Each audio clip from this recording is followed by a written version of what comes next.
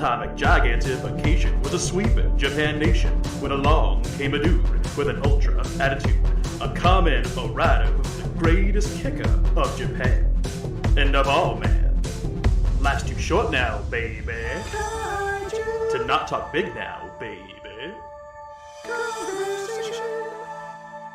Hello, ladies and gentlemen, and welcome back to Kaiju Conversation. I'm your host, Elijah, and joining me, as always, my lovely co-host and editor. Hello, I'm Rex. And we are back at it again for yet another episode. We're on episode 93. Whew, getting scarily close to triple digits there. The big 100. Yeah, that kind of scares me, if I'm going to be honest. Likewise. You know, at that point, I feel like you've established yourself. Like, you have to know what you're doing if you hit 100. Or you just don't know when to quit. Yeah, but if, that's the worst option. Like, you don't want that to be the answer. Mm-hmm. So what you're saying is, we need to keep in denial.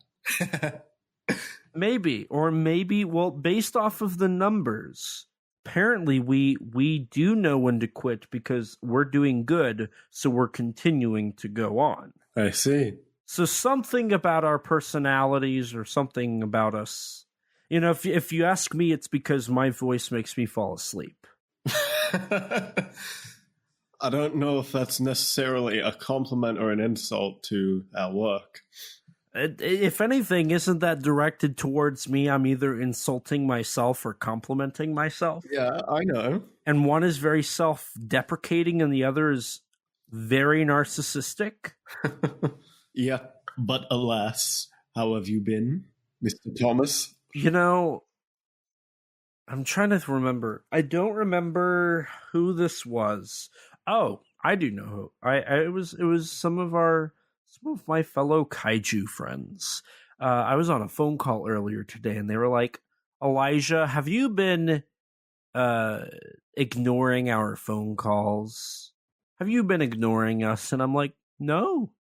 And they're like, "Then why haven't you been on our phone calls?" And I was like, "If you want me to be honest, I've been working nonstop. It's been a little cray-cray. And that is just a subtle hint at what my schedule and how my life has been for the past, 2 weeks since we last recorded? Oh, yeah, it would be about that long, wouldn't it? Yeah. So, Rex, how have you been? Pretty good. Pretty good. I haven't been as busy as you by any means, but, you know, I still had a couple things on my plate. Like, what? Similar to you, I had to do a bit of editing, though sadly not for any money. On top of Kaiju Conversation stuff, I also just had, group projects that I had to work on. I did have a pretty somewhat stressful day on Thursday that kind of screwed up the tempo of my week, but, you know, it's getting things back into order. and yeah, for some reason, last weekend, I decided I somehow got inspired. I don't remember what inspired me, but I'm like, you know what? I should try picking up Blender again. And so for a little bit each day, I've been kind of just throwing my hands at it, you know? And you've done some pretty cool stuff. Thank you. I must say. Thank you. It's not that good, but it's been fun, and it's exceeded my expectations for what I was going to be able to do. I mean, here's the thing.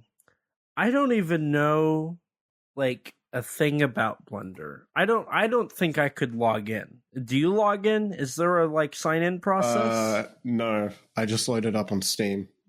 Oh. I don't know how Steam works. You go to the store, you search up Blender, you click download because it's free, and then you click the play button when it's done. Well, see, I have a Steam account, but I have no idea how it works. Bro has a The Steam reason account, I- proceeds to never play games. I don't even remember why I got a Steam account. I think some friends of mine told me to do it, and I did it. And I just never, I just did it. Now, speaking of all this, Rex, have you watched any tokusatsu lately? I actually have seen a little bit. Not much, but a little. I was actually in the theaters recently and got to rewatch a little movie that came out 8 years ago now. Jesus. Don't say that. Oh, Jesus. Wow. Okay. Yeah, I saw Shin Godzilla in theaters recently, Awesome. which is very cool given the fact that I actually did not get to see it in theaters when it originally came out, which disappointed me to absolutely no end that I had to wait till 2017. But alas, I finally got to see it, and to my surprise, actually, it was the theatrical cut of the film. Oh, so that had the CGI that wasn't entirely done. I mean, you say that, but it's literally only 3 shots that are different. Okay, but it's still enough to be memorable. No, there's Yes. one shot where you can actually notice it, and that's because they redid the shot for the version that's on home media. Correct. And then there's some slight audio changes that I would not notice. And yeah, no, it was a blast to see Shin Godzilla again, because I haven't watched it for a couple years since my last rewatch. Mm-hmm. I will say the CGI is not quite as good as I remember, Yeah. but it has been 8 years. It's not that bad. No, you can't make that argument. It's not that bad. Can't make that argument. It's not that bad. The CGI in something like Parasite's way better. I don't know if I agree with that. And on the topic of kaiju movies, I also finally got around to watching Gorgo. Finally? Yeah. I'd never seen it before. So I've now completed the Eugene Laurie's trilogy of dinosaur monster movies. So you've seen Beast, Behemoth, and Gorgo. Yes. In order, too. Sweet. So I eventually will cover Gorgo, but what's your just raw take It's on it? fine. It's kind of held back by my issues with it were I thought the pacing was a bit off. There's some very disorienting editing in when during Gorgo's first appearance, and especially the climax.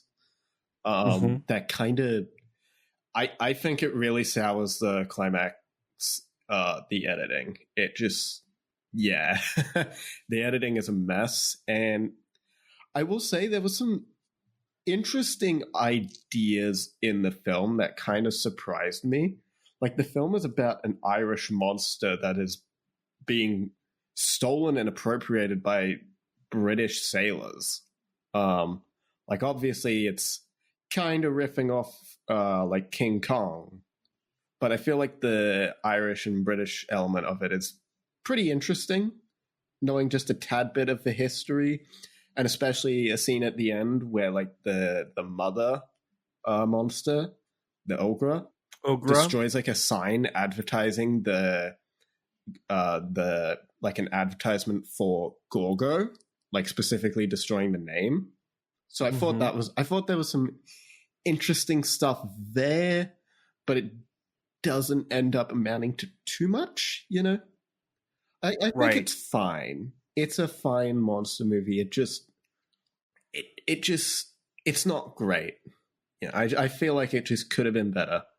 But the creature design itself is pretty cool. And the suit is pretty cool. Oh, and some scenes kind of reminded me of -1, strangely enough. Of course they did. Like, mainly just because, like, prior to Gorgo's first appearance, there's some deep sea fish that start appearing. It's the context is a little different because they're appearing because them and the Gorgo species got woken up by volcanic activity. But that was funny, and even a couple of shots, like when the mother Ogre destroys like a battleship, reminded me a lot of -1. It's been a long time since I've seen Gorgo, so maybe eventually I should pay that a revisit. It's not bad. It's okay. And yeah, I think that's about it. No Kamen Rider or Ultraman or anything like that? Unfortunately not, I'm afraid. Huh. I keep meaning to start this one toku show on Prime that recently came out called My Undead Yokai Girlfriend. It kind of reminds me of Garo, from what I've seen. So I want to check it out. I just haven't gotten around to it yet. Gotcha. Yeah, I've seen that one. I've been interested. I just haven't had time to look at it any further. I mean, you never have time for Tokusatsu. Like, let me guess, you haven't watched any 80. Actually, I want to say in the last 2 weeks I did, but it was a singular episode. It was the Balton episode. Damn. Tut, tut, tut. So yeah, no, we won't be watching an episode of Tiga every day. I'm too far behind. Wow. Failure, honestly. I mean, I could go into what Kaiju and Tokusatsu I've watched, but I think you need to finish up first. Well, I already did. I was opening the floor to you just there. Oh, well, so outside of like maybe one episode of Ultraman 80, I have watched none. Zilch, nada, zippo. For me, it's been I've been busy. So I've heard. I can't really talk about it, but there are some G-Fest plans when those are finalized. I absolutely will post it. It'll probably be a blog on the website for everybody to know what's going on there. Mm-hmm. I also, if we're talking Kaiju Conversation, I got the privilege to interview Jeffrey Engels. It wasn't an interview per se. It was more of a, hey, let's get together. Let's talk about Japanese cinema. Mm-hmm. I hear that went pretty well. It went very well. So if anybody is like wanting more Kaiju Conversation, I can't recommend it enough. I think that's a great Kaiju Conversation live episode to watch. So that's been a lot of fun. I got to spend more money on my short film that is for G-Fest. Who doesn't love spending more and more money? I know. I lost my entire paycheck between a flight and this G-Fest short film. Damn.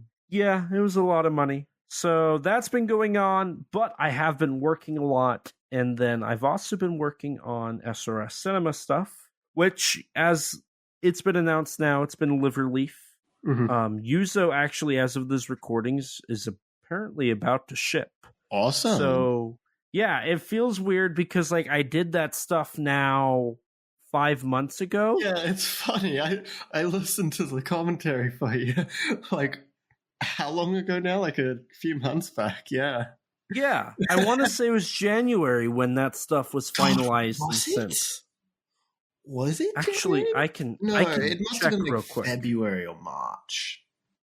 Oh my god, it was February because I watched it on February 15th. So it's been 4 months. It's been over a fourth of the year.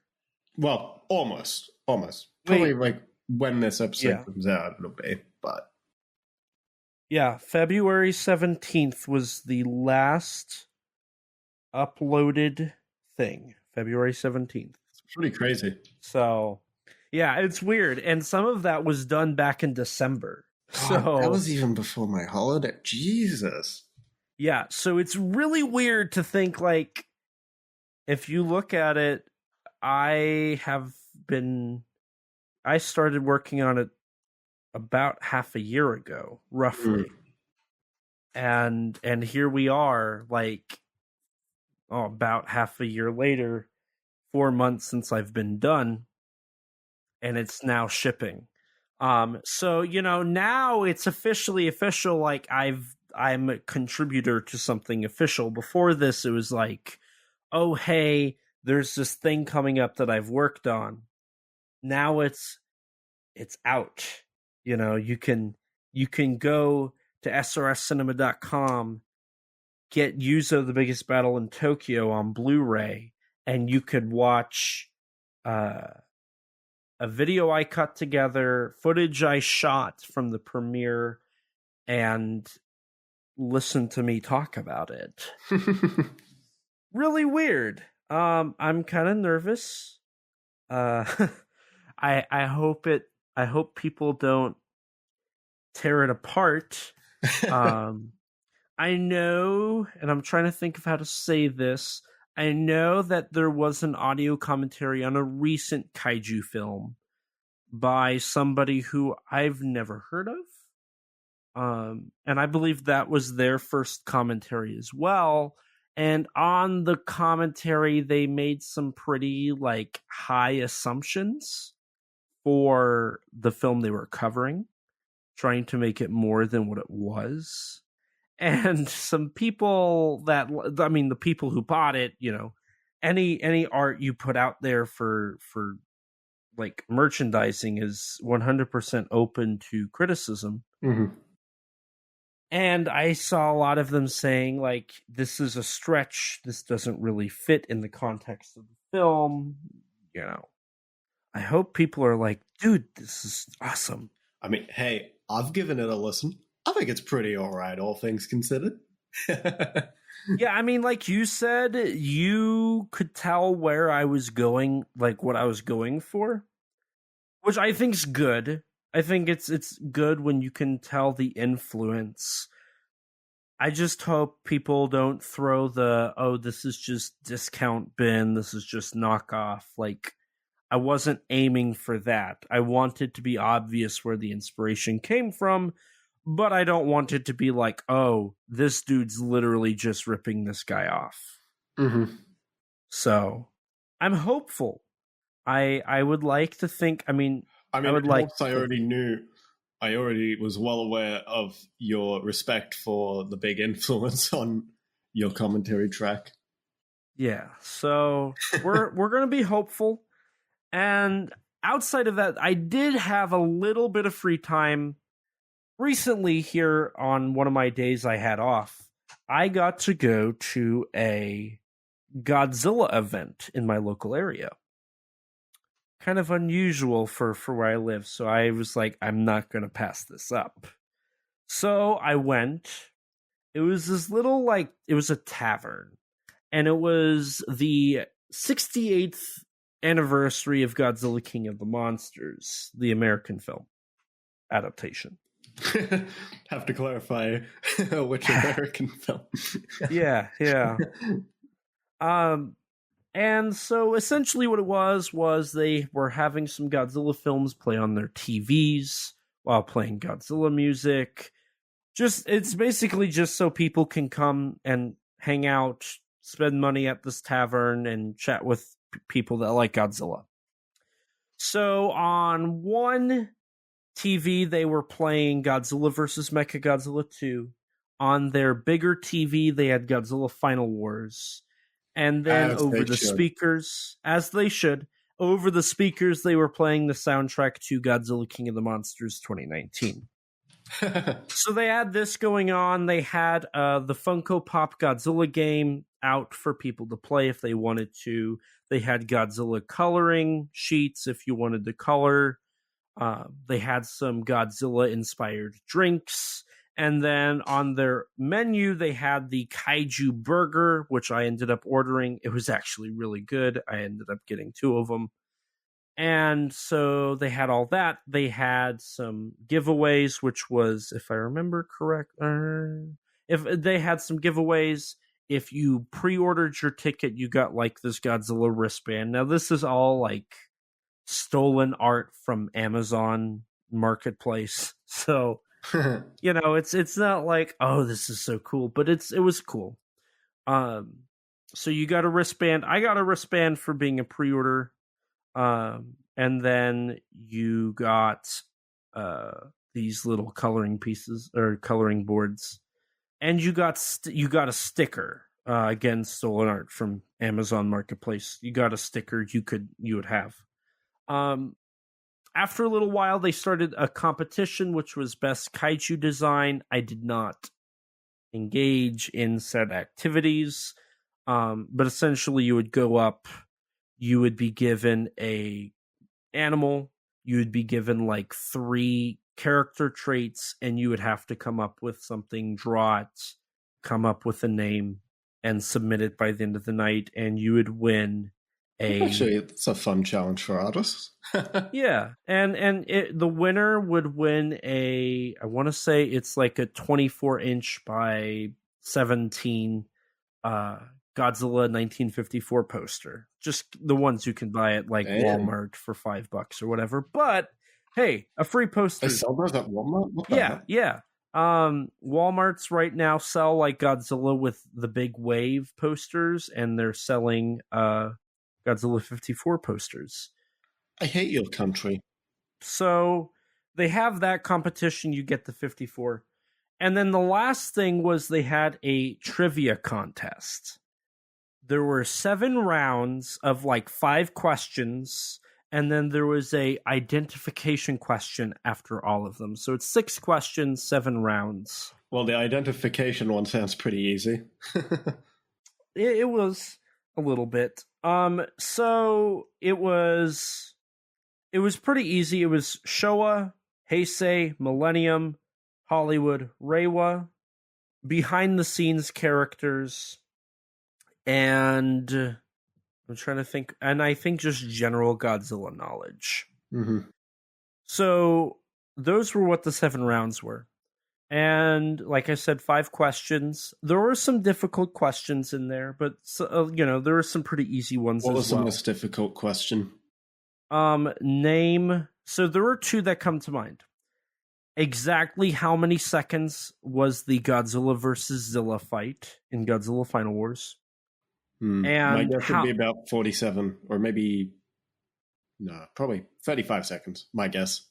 I guess 34, because I was thinking of how long does "We're All to Blame" play. Like I was trying to think, like where in that song does that end? It's actually 21 seconds. God damn.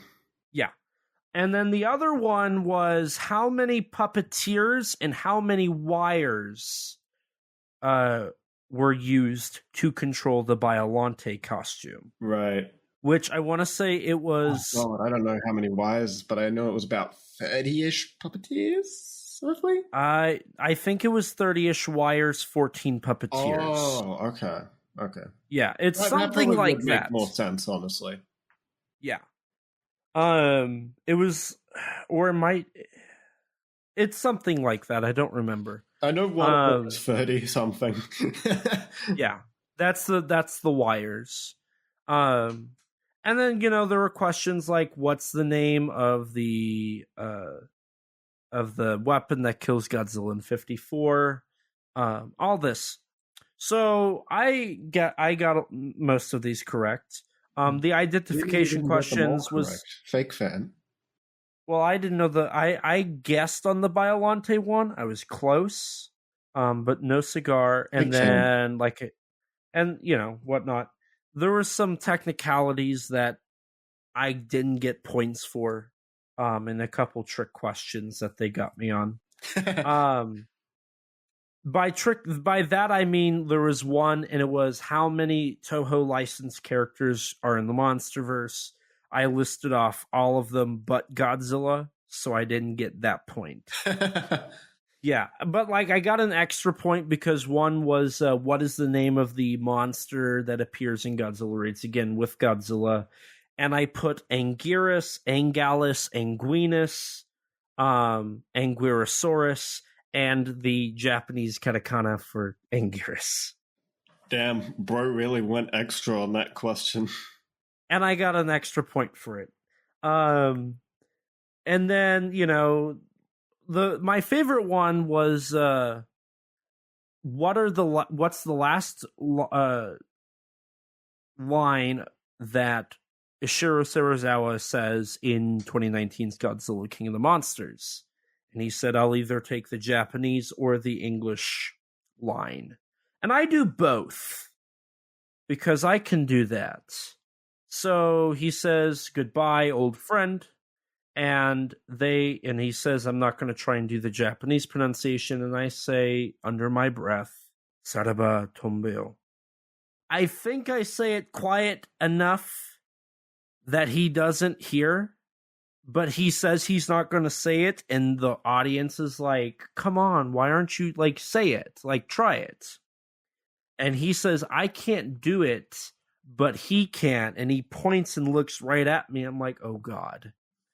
And he's like, come on up, say it. I'm like, I'm good. I don't feel like it. And he's like, no, come on, come up here. I'm like, God, you would make me do this, aren't you? So I walk up and I say the line in Japanese and I break it down. I'm like, Saraba is farewell or so long, depending on how you want to translate it. And da-da-da-da-da, yada yada. So at the end of this trivia contest, I win by a landslide. I might know too much about Godzilla. I was kind of what say. I learned. That's kind of what I learned. Also, shout out to Ryan Clark, who runs the Kaiju and Toku Home Theater account on Twitter. He also does that website.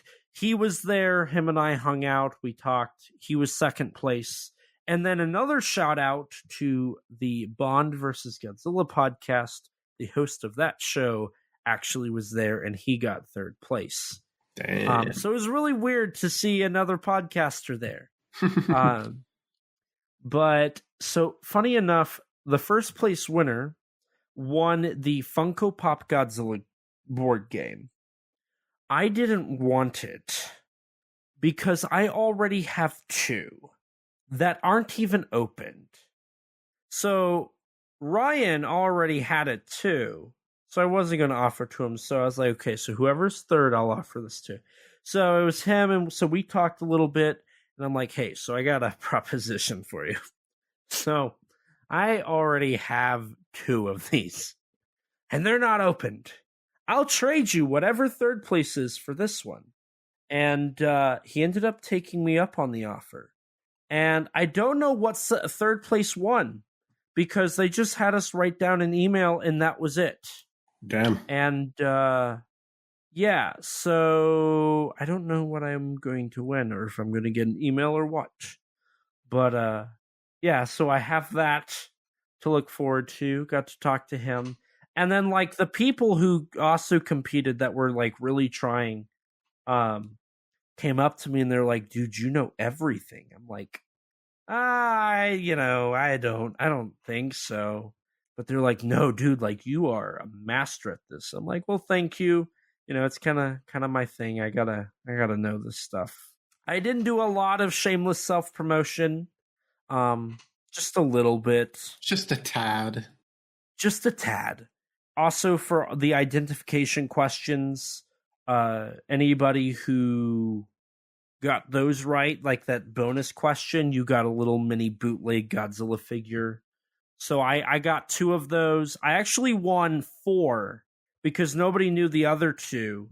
But I didn't want to just sweep the floor with all the awards because I already have all this stuff. So I was like, hey, whoever wants to get it can get it.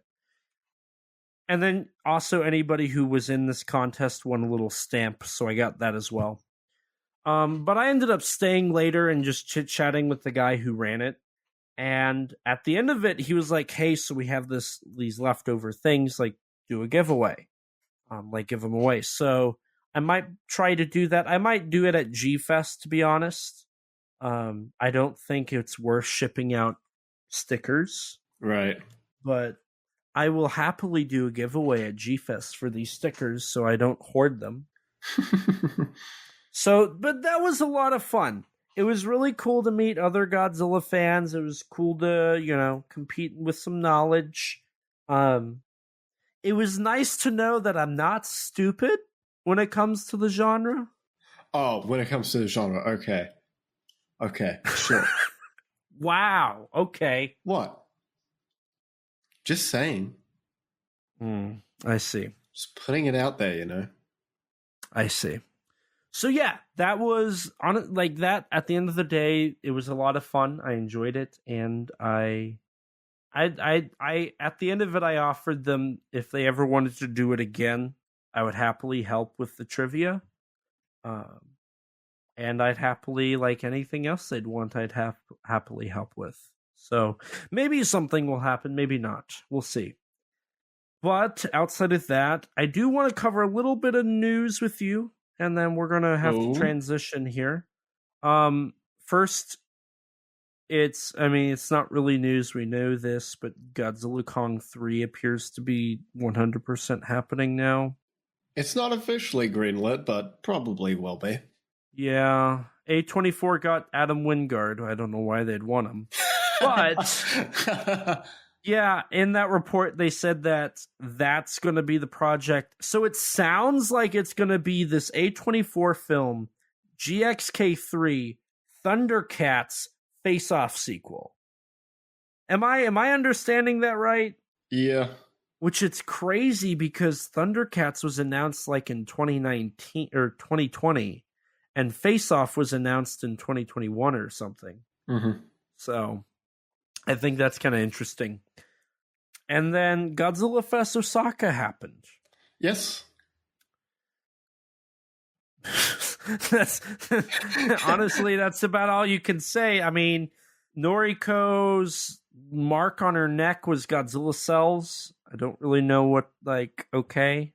I don't know. Hey, we got the premiere of Chibi Godzilla Raids Again Season 2, Episode 4. Okay, there was that. We got another shot. Which neither of us watched, even though I watched Chibi Godzilla. There was an added shot to Operation Jet Jaguar with a toy. Wait, there was? Yes. Wait, really? Case in point. I didn't. Yes. So I didn't watch the screening of it. Wait, what? There is a single shot in the film where Jet Jaguar flies off or flies to or something, and they did it with the premium Bandai Jet Jaguar toy. I'm gonna have to watch the stream after this and skim through to the end, or whenever they played that, just to check if you're right, because that's funny. Outside of that, I think it was just a handful of merchandise, like SHMA doing Shin Godzilla Ortho, Bandai doing Shin Godzilla Ortho, X Plus doing Shin Godzilla Ortho, everyone doing Shin Godzilla Ortho. Dude, Shin Godzilla is being milked so much in general. I'm I not just surprised. think it's hilarious. Honestly, it's surprising these figures did not get announced earlier, if anything. This is true. But it's funny because, like, NECA did a Shin Godzilla, 2 of them, and then re-released both of them in new packages. I mean, to be fair, didn't they re-release their entire line that didn't have the new packaging? Yes, but still, either way, it's funny to note, like, they ended up doing 4 Shin Godzilla releases. Playmates did 2 Shin Godzillas. I love it. I think it's hilarious. Outside of that, there was also a toy convention going on around this time, so we got some more reveals there. But honestly, it was a pretty chill weekend for the most part. But that was to be expected. Anybody who said that there was going to be big news that day, I think, was kind of... has clearly not kept up with previous Fest Godzillas. Or Godzilla. Very clearly. Because the mid-year stream is always the lame one. It's honestly just there to get hype moving for the summer, I think. Because the next big thing will be Wonderfest, I want to say, with some announcements, and then like G-Fest will happen, and there will be like maybe a couple announcements, and then it's Wonderfest again, and then it's Godzilla Fest, and then it's repeat. Yeah. So, yeah, it's or SDCC sometimes also, but that's that really was for it. King of the Monsters, and I think there was a Monarch premiere there or something. Yeah, Monarch, King of the Monsters, Skull Island, and 2014. Oh, that's true. I forgot about that. Those, yeah. But let's be real, there's not going to be really anything at SDCC. SDCC kind of been dying for the past couple of years. Yeah. I mean, nowadays, CinemaCon's kind of where it's at. And is that the Brazilian one? Or no, what's the Brazilian one? CCXP. Yeah, CCXP or C2E2, right? I don't remember. Chicago something. I don't remember. But no, you're right. It's CinemaCon, C2E2, and CCXP. Those are kind of the places where you see a lot of that promo stuff now. Yeah. I mean, it makes sense because I guess for like CCXP and CinemaCon, that's primarily for like actual like industry people. Mm-hmm. And I mean, CCXP also has booths for the public, I believe. Like the GXK and Monarch booth they had was for public. Outside of that, is there anything else really to mention? No, I think that's it. I know I just went on a whole ramble about I'm saying I'm busy, and then but in all fairness, that was only like 5 hours of my life in the last 2 weeks. Mm-hmm. In the last 2 weeks, I had 5 hours to myself. Everything else has been devoted to work. And after this recording, as you know, up until Wednesday, so another like 4 days, my life is still devoted to work. And then I start working on Ninja Monsters. So I don't really get a break. It'll be fine. Hopefully. We'll see. It'll be fine. But I think now is as a good of a time as any to transition into the main topic for the day. Mm-hmm. Yeah. Which is going to be about a movie. I figured. We tend to watch those. And it's going to cover the entirety of that movie. Yeah, that's what we do. And it's going to be a great discussion about this movie that nobody's ever heard or seen before. Yeah, because it hasn't happened yet. And it's going to be a movie that we haven't seen on the show. And it's going to be... Yeah, we tend not to cover things again unless they're Cloverfield. 3 times over. But we're going to be talking about a movie that is unlike any things you've already said. Oh no. Rex, I have a confession to make. Did you watch any movies? I might have forgotten. Man, for all this time that you spent at that Godzilla event and like watching that Godzilla Fest stream, I figure you would have watched at least one Godzilla movie. I just realized I have. Oh, well, that's really convenient because outside of Shin Godzilla, did you see Shin Godzilla? I just saw that. That's pretty fresh on the mind. I mean, I'm a week behind, and I haven't done any research for it recently, but we could still do that. No, so we can't do Shin Godzilla, Rex. We can't because last time we covered a Godzilla movie. You mean I don't get the opportunity to tell you how you're wrong about Shin Godzilla? No, that's going to be for way down in the future because here's the thing: we only cover new movies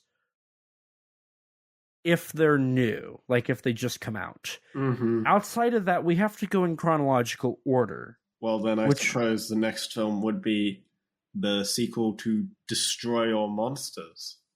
Did Destroy All Monsters have a sequel? It did. A year later. I don't think that'd be a sequel, though. Well, I don't care. It's a movie made after in the same franchise. I don't care. Sequel. Actually, now that you say that, so right after I finished up my liver leaf work for the night, I did put in a movie. Yeah. Did it happen to have a title that, often gets mistranslated as Destroy All Monsters? Oh my god, yes. But actually, no. I watched the movie called Gojira Minida. Gabara Odoru Kaiju Daishingeki. Oh, I watched that too. Also known as All Monsters Attack, also known as Godzilla's Revenge.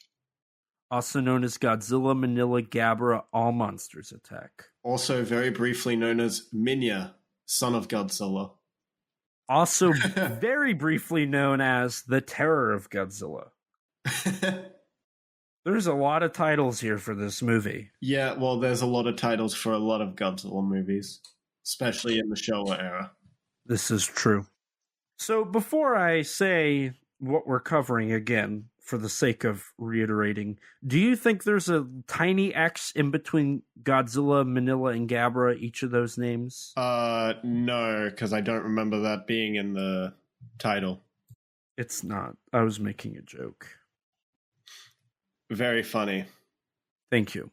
But yes, we are covering All Monsters Attack, the 1969 film released December 20th, the 10th Godzilla film in the Godzilla franchise. Probably one of the most... Damn. Yes. We are 10 Godzilla movies, not including -1 and GXK, including those were 12 movies in to this almost 40 film franchise. But we are 10 movies in chronologically out of 15 for the Showa era, by the way. So we're officially... We are 3/5 of the way through? No, we're going to be 2/3 of the way through. That works too, yes. 2/3. So this film is probably infamously known for its stock footage, as everybody who's probably listening to this knows. And a very infamous dub version. Yes. Which I have actually never seen.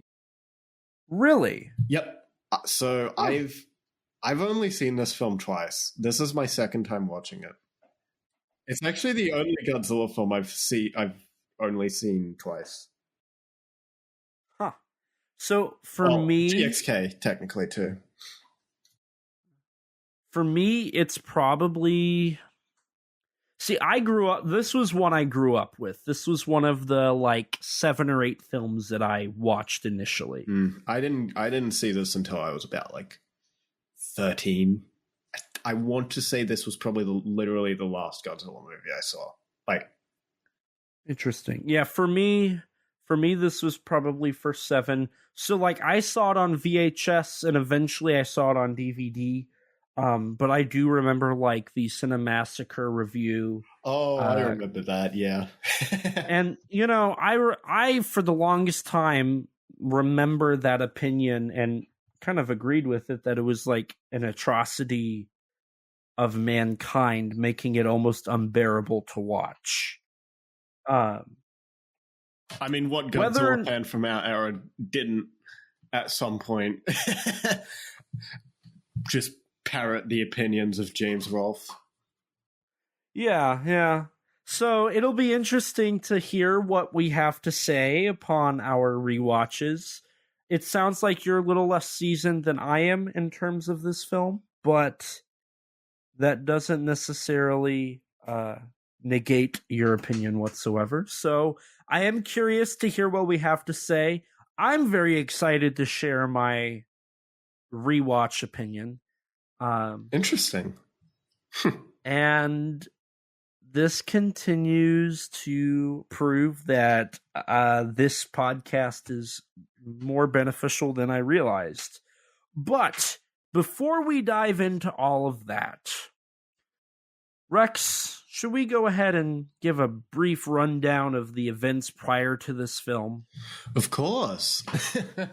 So, where do we want to start? Do we want to start directly after Destroy All Monsters? So where I'd probably start is actually, I just want to read a little brief section on from David Callett's book, A Critical History on like the filmography of Godzilla, of the Toho Godzilla series, AKA the best English book on the franchise. Yes, just to give a little bit of some context slash maybe a bit of a reminder for some people who don't quite remember the previous film. So, coming off of Destroy All Monsters, when this film came out, and I quote, "The economics of Godzilla no longer made sense. What had begun as a tight-knit team of gifted artists and major movie stars working with fat budgets to create fantastic spectacles for mass audiences had seen its market all but vanish.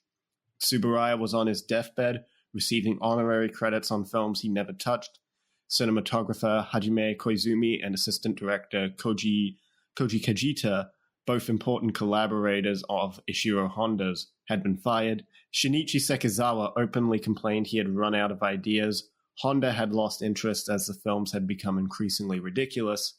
Without the prestige value that Godzilla films once commanded, access to A-list movie stars had dried up.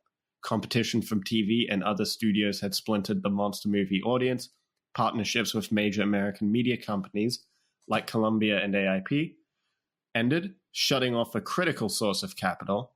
In short, the potential revenue that could be reasonably anticipated from the release of a new Godzilla movie were now too small to justify the expense of making any more. Or so it appeared. And then he goes on to talk about how at Daiei, the Gamera series had started to cut costs via the integration of stock footage, which is something that Toho themselves had dabbled a little bit with in films like Invasion of Astro Monster in particular.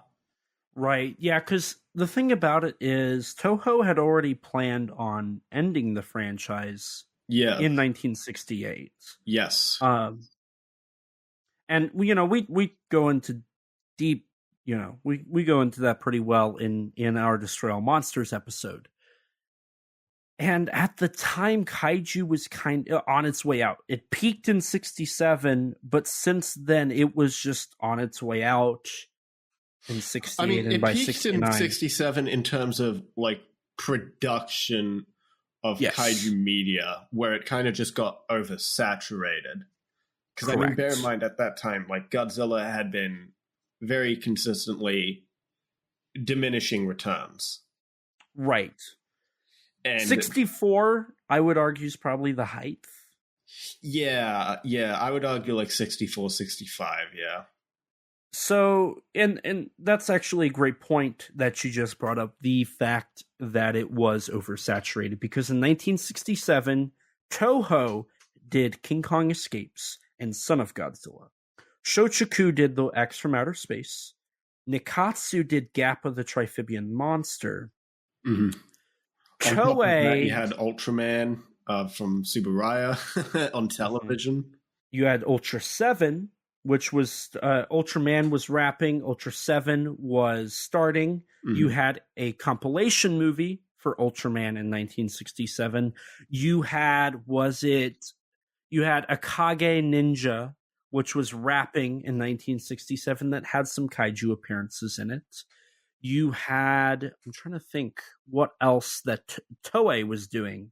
Was it Monster Prince? Did that come out in 67? I want to say that was 66, but it might have ended in 67.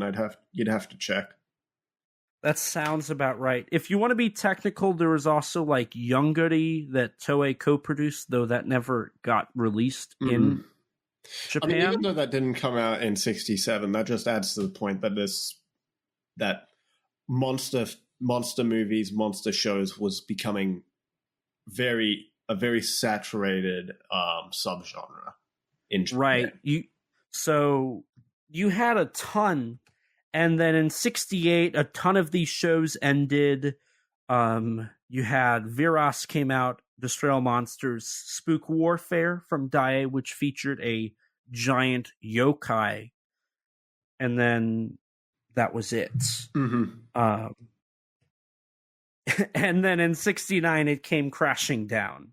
You had Guiron, which arguably was one of the cheaper. It was definitely the cheapest Gamera film at the time. I mean, Daiei was kind of at that point. I want to say Viras was where they were starting to experience financial trouble. I'd have to double check that. Yeah, it was. You're correct. You had in 69, you also had Ultraman Ultra 7 Giant Monster Extreme Battle, another compilation film. Latitude Zero, which infamously fell apart. And then All Monsters Attack being the last kaiju movie of the 1960s. Mm-hmm.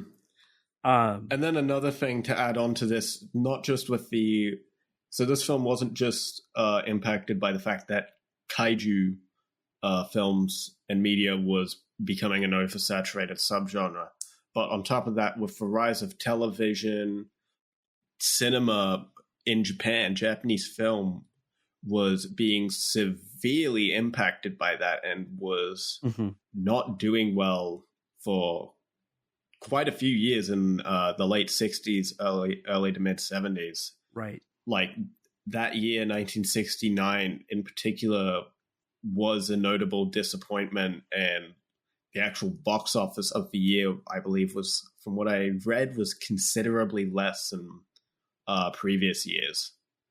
Right. And I want to say even like 1968 was 12% down from the previous year. Mm-hmm. So it was continuing to fall. Yeah. And another thing too, and this is what it comes down to, especially for kaiju films, was 1965 marked the beginning of a new type of Japanese monster movie, which was the co-productions, the international co-productions. You know, you had the UPA triad. You had Astro Monster in 65, and Frankenstein Conquers the World in 65, and then War of the Gargantuas in 66. Mm-hmm. And Daiei King Kong Escapes in 67.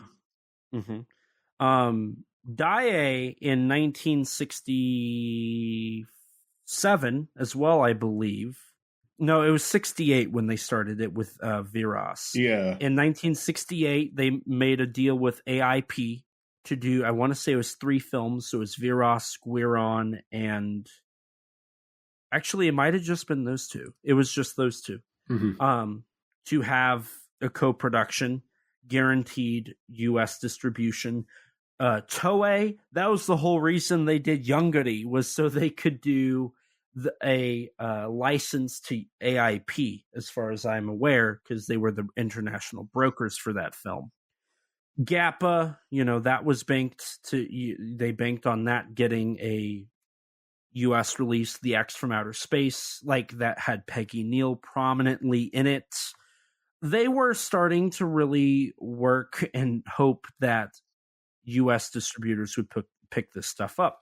Destroy All Monsters had a more international feel to it, you know, but by the late 60s, that wasn't really working out. People weren't wanting this stuff.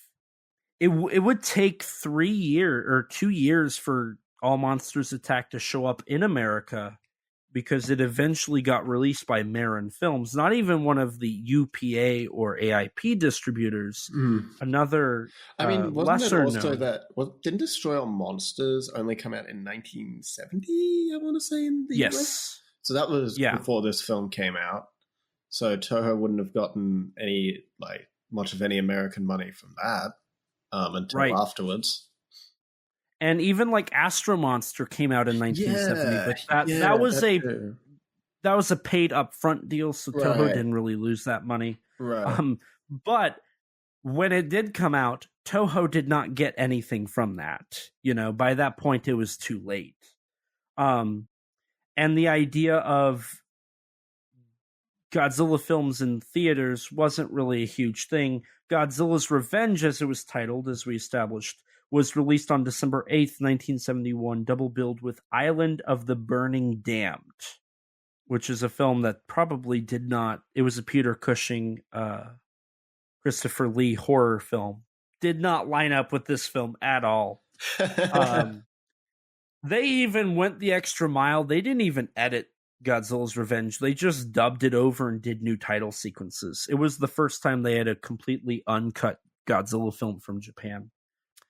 But it is important, like all of this is important to note because this really adds context to the problem that All Monsters Attack really was left with, you know. But more importantly, Latitude Zero and the precursor to Latitude Zero is really what helped. I don't know if helped is the right word, but is what put the film, put the final nail in the coffin for how this film would end up being. So right after Destroy All Monsters, Toho made a deal with Filmation, a company in America, to have the rights to Godzilla, and they were going to do an animated television show that would air from 1969 to 1970. It would be broadcast in both America and in Japan, and it would be 30-minute long episodes, and in theory, it would be done in a format 35 millimeter, so that Toho could then edit them and put them in theaters as compilation movies. And there were plans to do a live-action tie-in movie. Right, for the Toho Champion Festival as well. Correct. Now, the Toho Champion Festival, even like before all of this, the whole reason that exists was Tomoyuki Tanaka saw what Toei was doing with the Toei Manga Festival, and so he was the one that suggested they do the Champion Matsuri Festival, which became a pretty big commodity and kind of decided all of Toho's like special effects films for almost the next decade at this rate. But what happened was, so they had this plan to do that, right? That would open up the Godzilla brand to the international market. Toho would basically get free stuff that they could work with and build off of. Right. But what happened was, during this time, Toho was working with a U.S. company on Latitude Zero. That was supposed to be a very big movie. What happened was, like halfway through production, and we'll cover this when we do the Latitude Zero episode, but the company backed out. Ouch. Just kind of like Varan. You know, Varan had that sounds very similar to what happened with Varan and the TV version of that. So what happened was Toho was left with this film that they had to complete because they already put money in, but they had to put more money in. So not only did they lose like half of their production, but they now had to finance the full budget, which is why the film turned out the way it did. But that bad taste in their mouth basically decided that they would pull out every single co-production they had. Damn. And so with that, they cut the Filmation plan. They decided they weren't going to do it because they could not trust that wouldn't happen again. So now they had no Godzilla projects in the works. They had less money than they thought they had, and they needed something to fill the 1969 end of the year, 1970 early year slot for the slate. And with that, that's when we got the plan to do All Monsters Attack. The Toho executives had a meeting in early September, September 9th and 10th, I believe, to decide what are they going to do for the end of the year. They had 3 months to figure it out and get it done. And so during this time frame between these 2 days, Shinichi Sekizawa pitched an idea to use Godzilla footage from previous Godzilla films into a new story. They loved it. It was a cheap and efficient way. So they had him write a draft. So 7 days later, on the 17th, they had a draft in a first draft. They liked it. They told him that's, I believe, when Honda officially came on. The two worked together, and then on the 29th of September, the second draft was finished, which would end up being the final draft. Yeah. And then from there, auditioning for the child actors came in. It lasted less than a month. And so they had the draft done September 29th. They began filming October 11th. They basically started filming within 2 weeks of having the script done. And they would shoot from October 11th to November 20th, with ADR following that November 30th through December 3rd. And as we've previously established, it was released to theaters December 20th. So God, that is... wow. 17 days, 2.5 weeks after ADR was done. Wow. So that kind of puts into perspective just how rushed this was. Toho. Some of these films, they never cease to amaze me how quickly they're put together. Mm-hmm. Like I kind of have to commend it, no matter the shortcomings. Just the fact that in just a matter of months, Toho was able to consistently put together these movies in a matter of months. Right. Say what you will about them. It's not Godzilla versus Megalon levels of insanity, but it's pretty close. Right. I mean, just the fact that like the production, like the short production span of films like Ebera, this film, Megalon, wasn't just a single anomaly is crazy. That's just crazy to me in some respects. Oh yeah, I wholeheartily agree with that. And honestly, it's pretty, like, it's weird to think that at the time these were kind of like the big films, you know, the big budgets. Granted, by this point they were not as high budgeted, but they were still like, it's from Toho, the biggest studio in Japan, right? Right. And this is what they were turning out. So to a lot of people, this was like, this is the industry standard.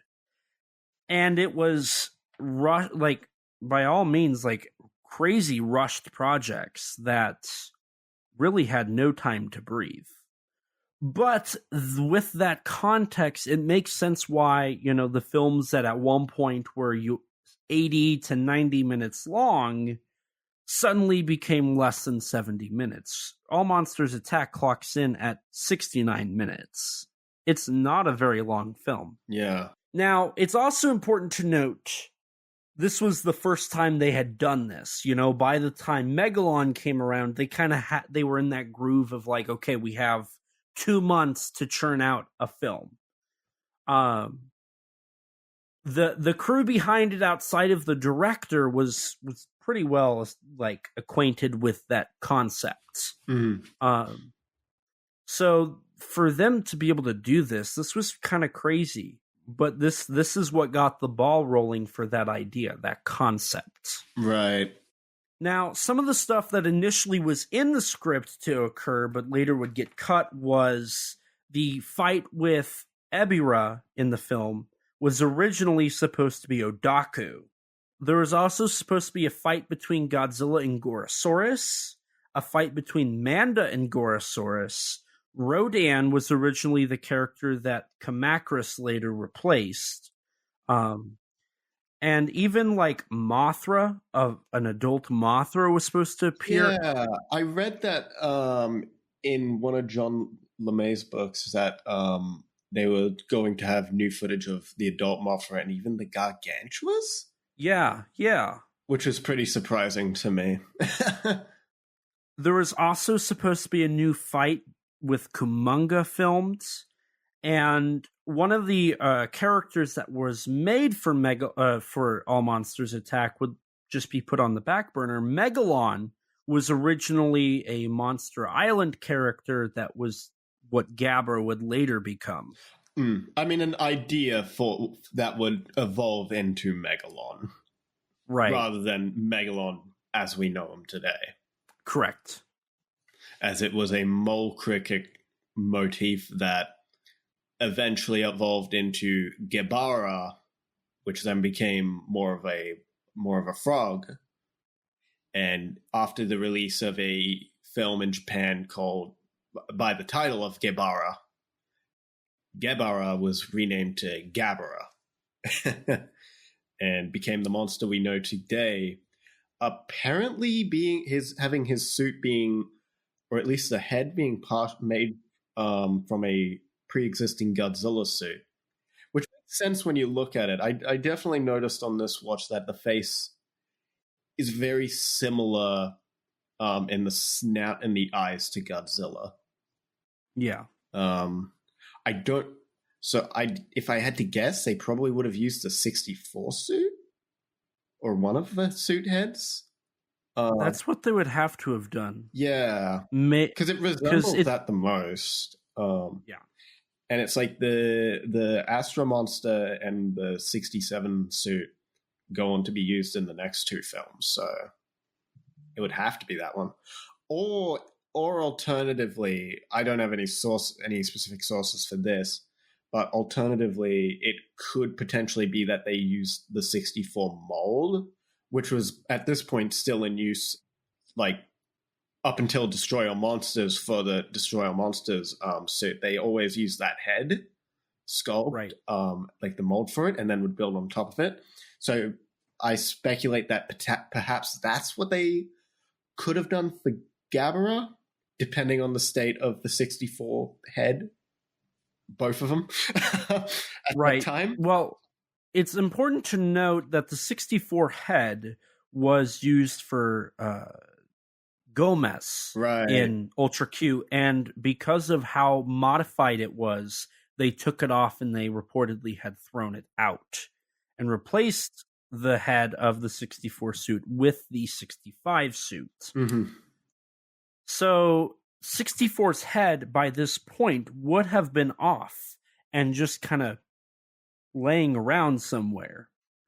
It's very possible that Toho could have seen this and been like, let's reuse this.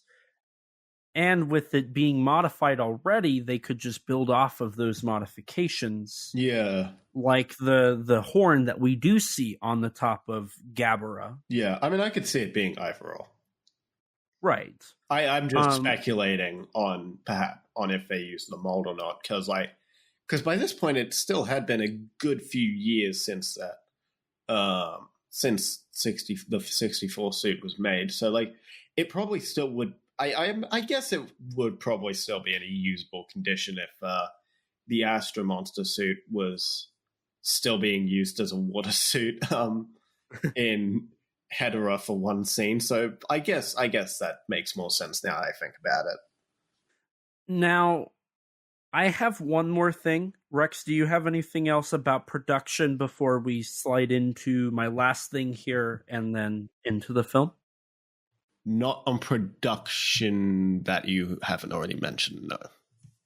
So one last thing before we go into this was a promise that was made that unfortunately never got to happen. Oh. So right before filming, Eiji Tsuburaya actually visited Ishiro Honda at his house and had told Honda that he wanted to go back to Toho to produce large budget science fiction special effects movies.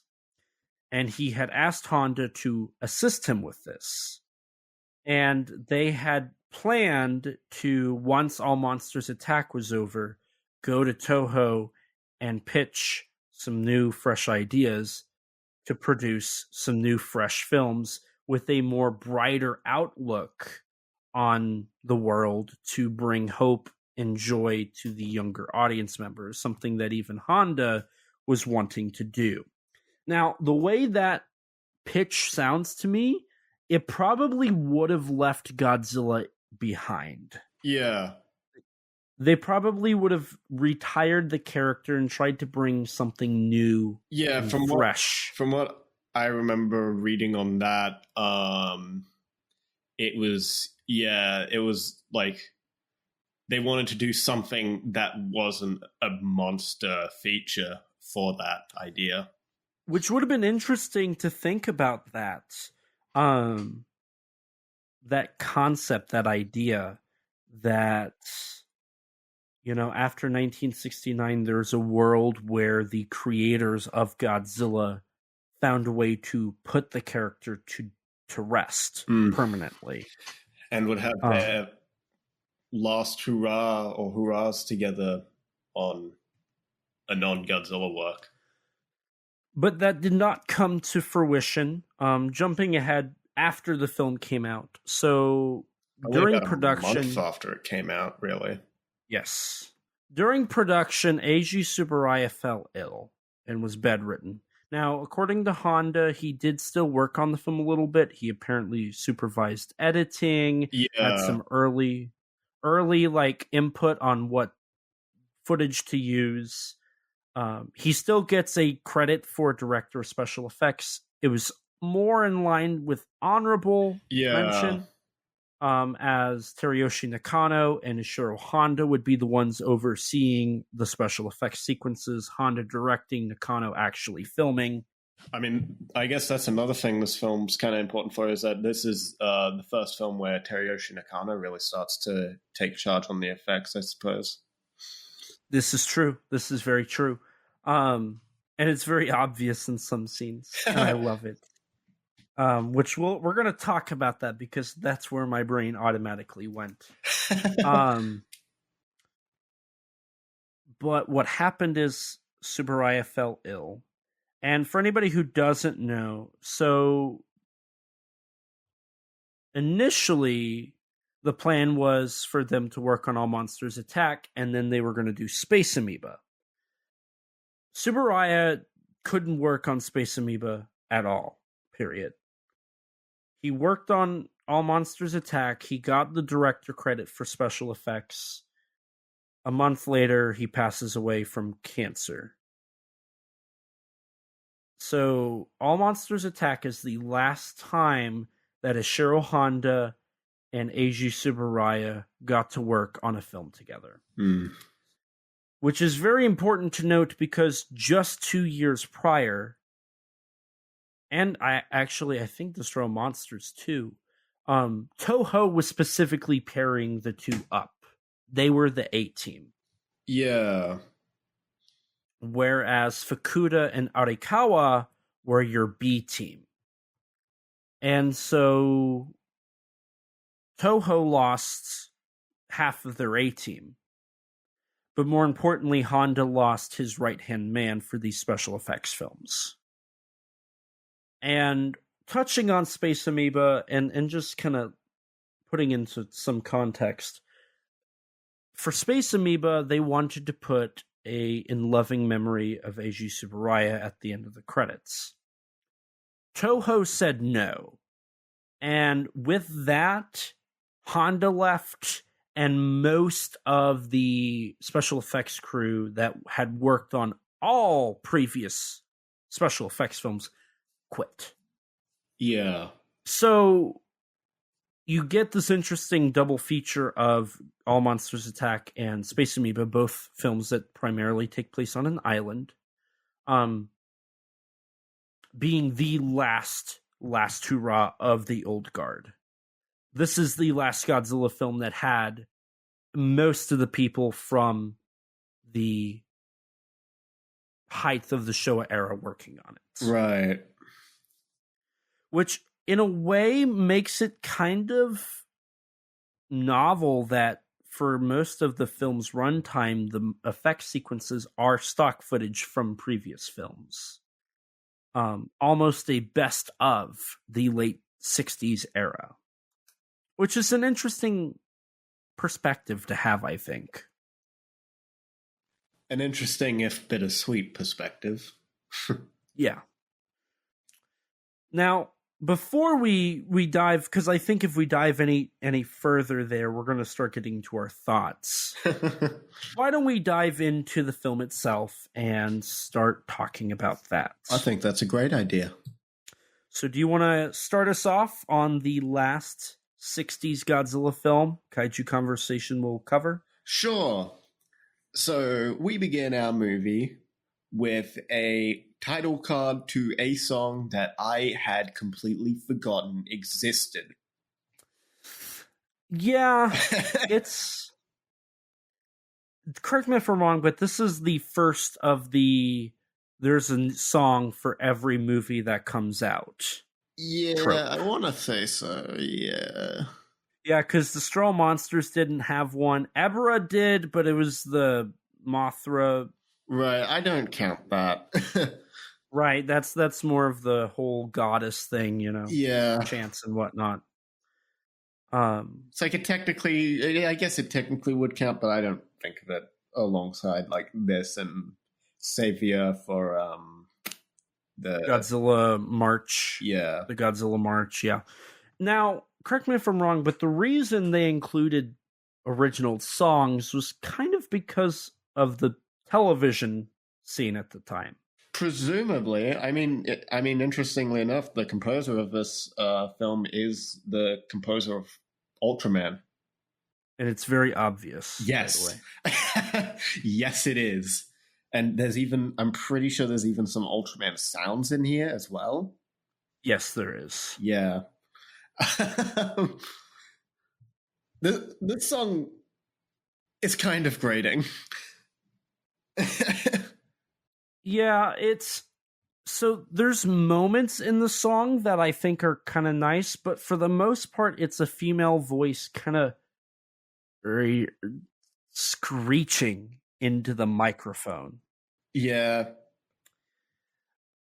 Yeah. I don't have much else to say about it other than, I guess, just to mention that it also kind of spells out a little bit of the themes of the film as well in one or two lines. Do tell. Because they talk about how like this world is awful. When it gets played again, not even 2 minutes later, it specifically calls out like the pollution and the smog of the area that Ichiro lives in. So it does kind of tie into those themes, which surprised me. But yeah.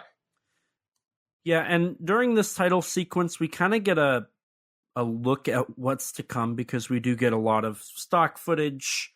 But with the stock footage, it's a lot like a film like Godzilla or Terror of Mechagodzilla, where they have a still image and then a credit shows up.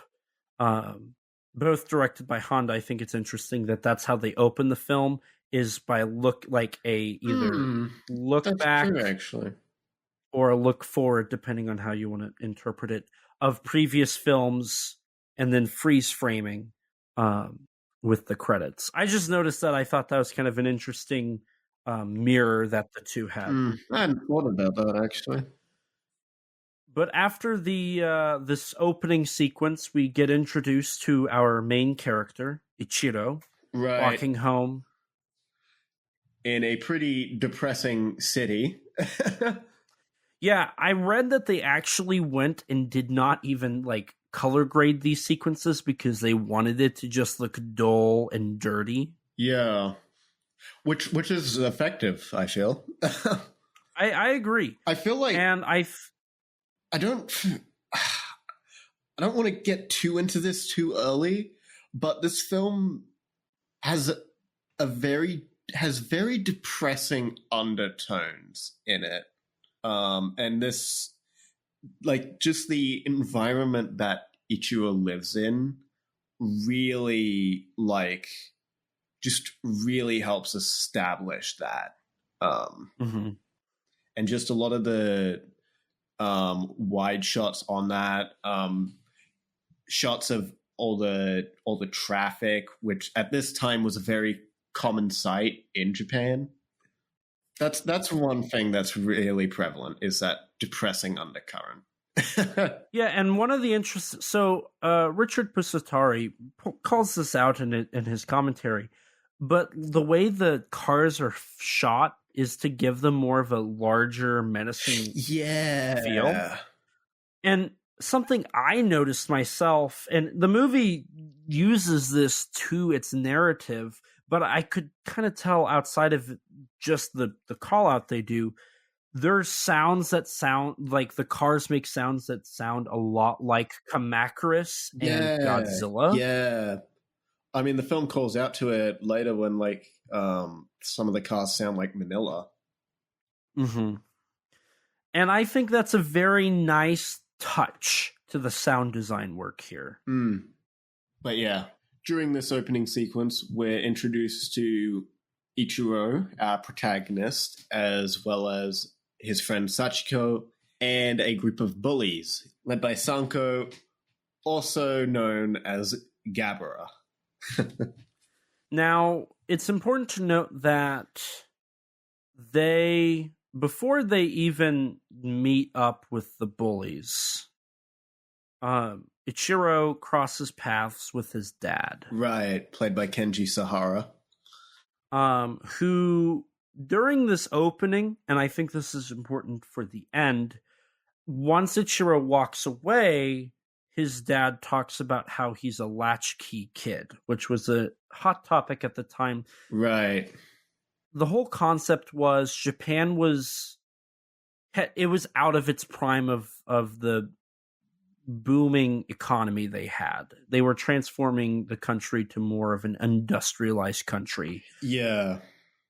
And so the parents would often work long hours. Japan is infamous for its hours and lack of time off and lack of getting home on time. And so, yeah, and in particular, it was both parents that would have to work just to be able to maintain a roof under their head. Right. In this sequence, Ichiro's father talks about how he wants to have enough money to move out. Later on, when we see the apartment they're living in, it's like we see the whole apartment. It's a tiny building. Yeah. The hallways are cramped. They're not very big. Right. And the Even rooms for a themselves, Japanese, room, it's fairly small. Mm-hmm. The rooms themselves are like 3 rooms total. There's not maybe 4. I think it's 4.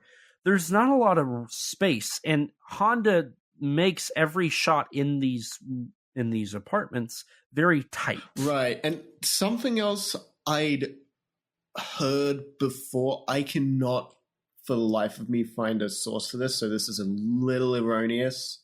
But I've heard that there is a deleted interaction between Kenji Sahara and the worker he's talking to in the sequence, where Kenji Sahara specifically makes mention of he's worried about debt collectors coming after him.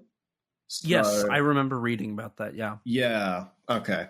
Okay, good. I could not for the life of me find a proper source on that, so I'm glad you at least saw something on that.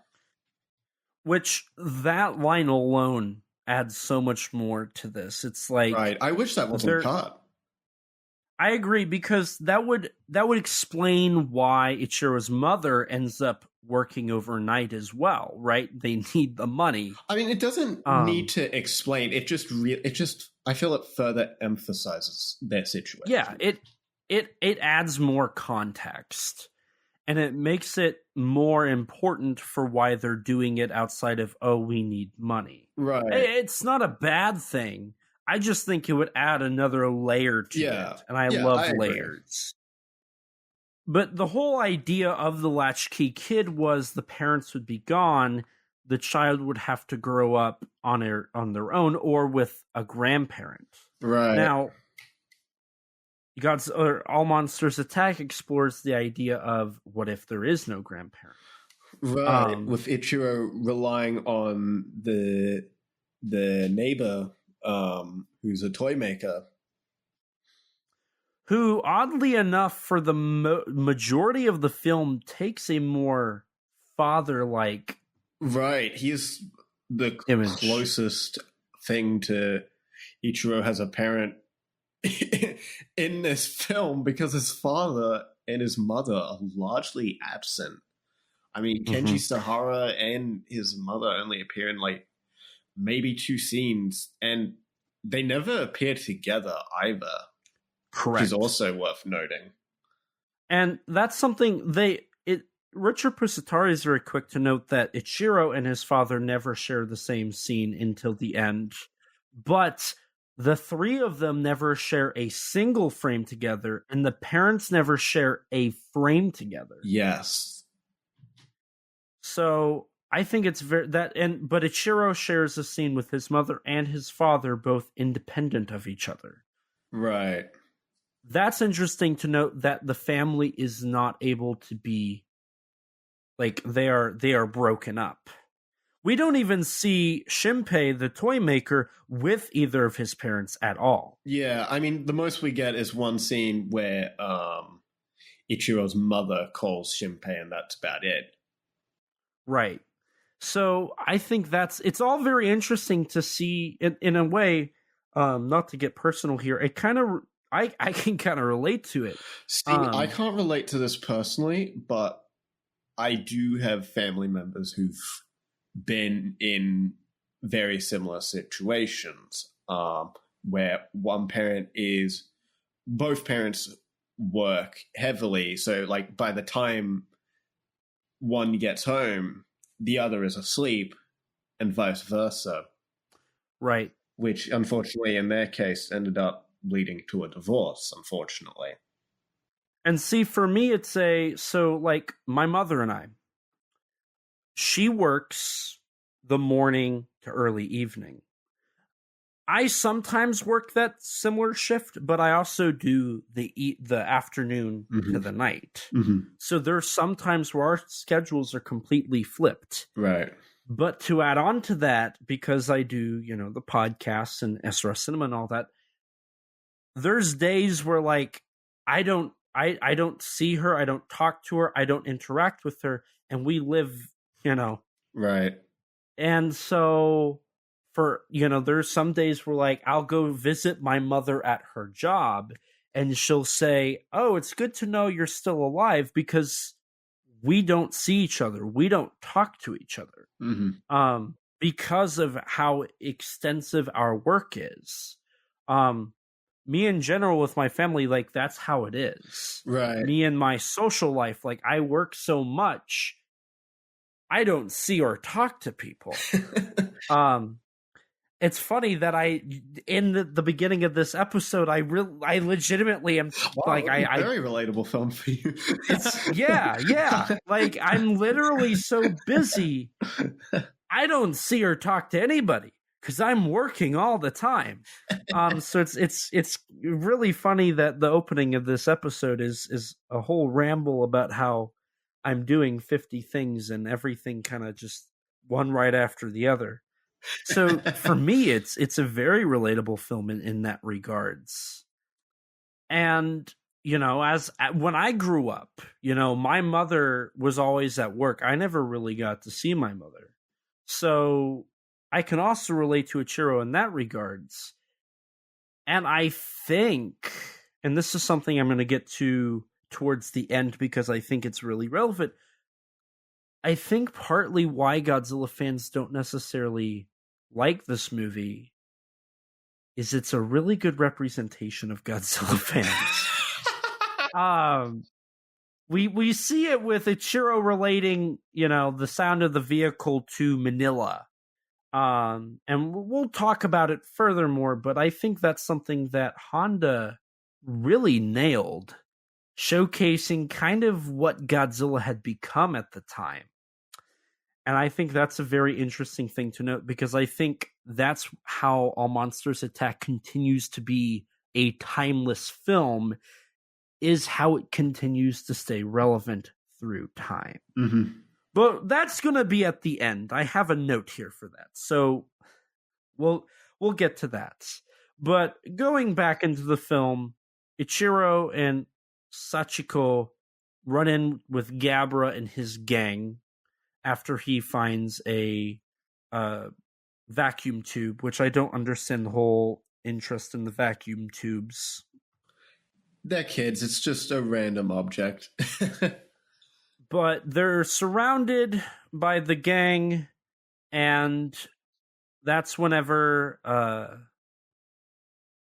we have our first interaction. It's also worthy to note they were going to go into this abandoned factory that's just been left to rot. Right. Which becomes a key set piece later in the film. Mm-hmm. On top of that, we also get the establishment that the police are on the lookout for two robbers that have stolen 50 million yen. And it's important to note that these were actually inspired by true events at the time. 300 million yen robbery. Which at the time was the largest robbery in Japanese history.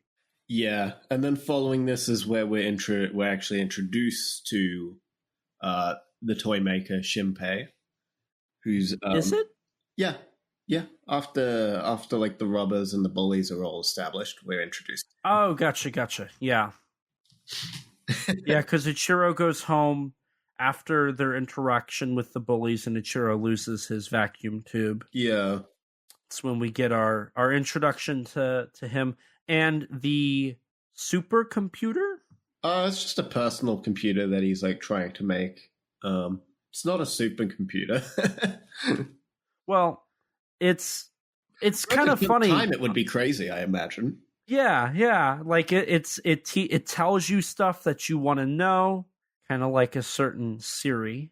And we get some stock footage from Destroy All Monsters here. Mm-hmm. And then, of course, this is where we get another allusion to Ichiro's obsession with the monsters, with him saying that instead of it telling you about the moon, it should play monster roars. Yeah. And then he goes home to find a message from his mother on the wall, revealing that she, alongside Sahara, are not present in his home life very much at all. Right. And then from here he gets his snack. He turns on the television, where we get another reminder of the robbers. And then we get, he changes the channel, and it's a romance between two people, and he ends up just shutting that off. And one of the characters in it is named Ichiro. Which is that's actually really funny. I thought that was very humorous. To entertain himself, he ends up going to his little cabinet and he grabs a toy radio? Yeah, some toy radio computer thing that he's made. Well, I'd imagine he made it. Yeah, it's very clear because like it's got the little dials drawn on it. It's probably something he made with scraps. Also in this scene, we get a cameo by Amaru-san Godzilla, which I think is really cool. Godzilla 64 to be exact, if you're a collector out there. And then he starts daydreaming about being on a plane to Monster Island. Monster Island, yeah. Now, something that I think a lot of Godzilla fans, and this is a perfect time to bring this up, something that people I don't think go in with the understanding of or context, is that this film does not take place in a world where Godzilla truly exists. Well, it's kind of left ambiguous. It never really outright states that Godzilla is a fictional monster. I know there's some Japanese material where it says that it does, but the film never really touches upon that. Every scene in the film featuring Godzilla or a giant monster is a dream sequence. Correct. So it's kind of implied through that they're all just fictional characters. And I think that's what it ends up being at the end, which, again, I'm going to talk about because I think it's a very interesting potential theme found in the film. But anytime the monsters are mentioned throughout the film, the adults kind of like, oh, okay. They're just kind of like letting them say that, like Yeah. like how you would a kid saying something kind of ridiculous.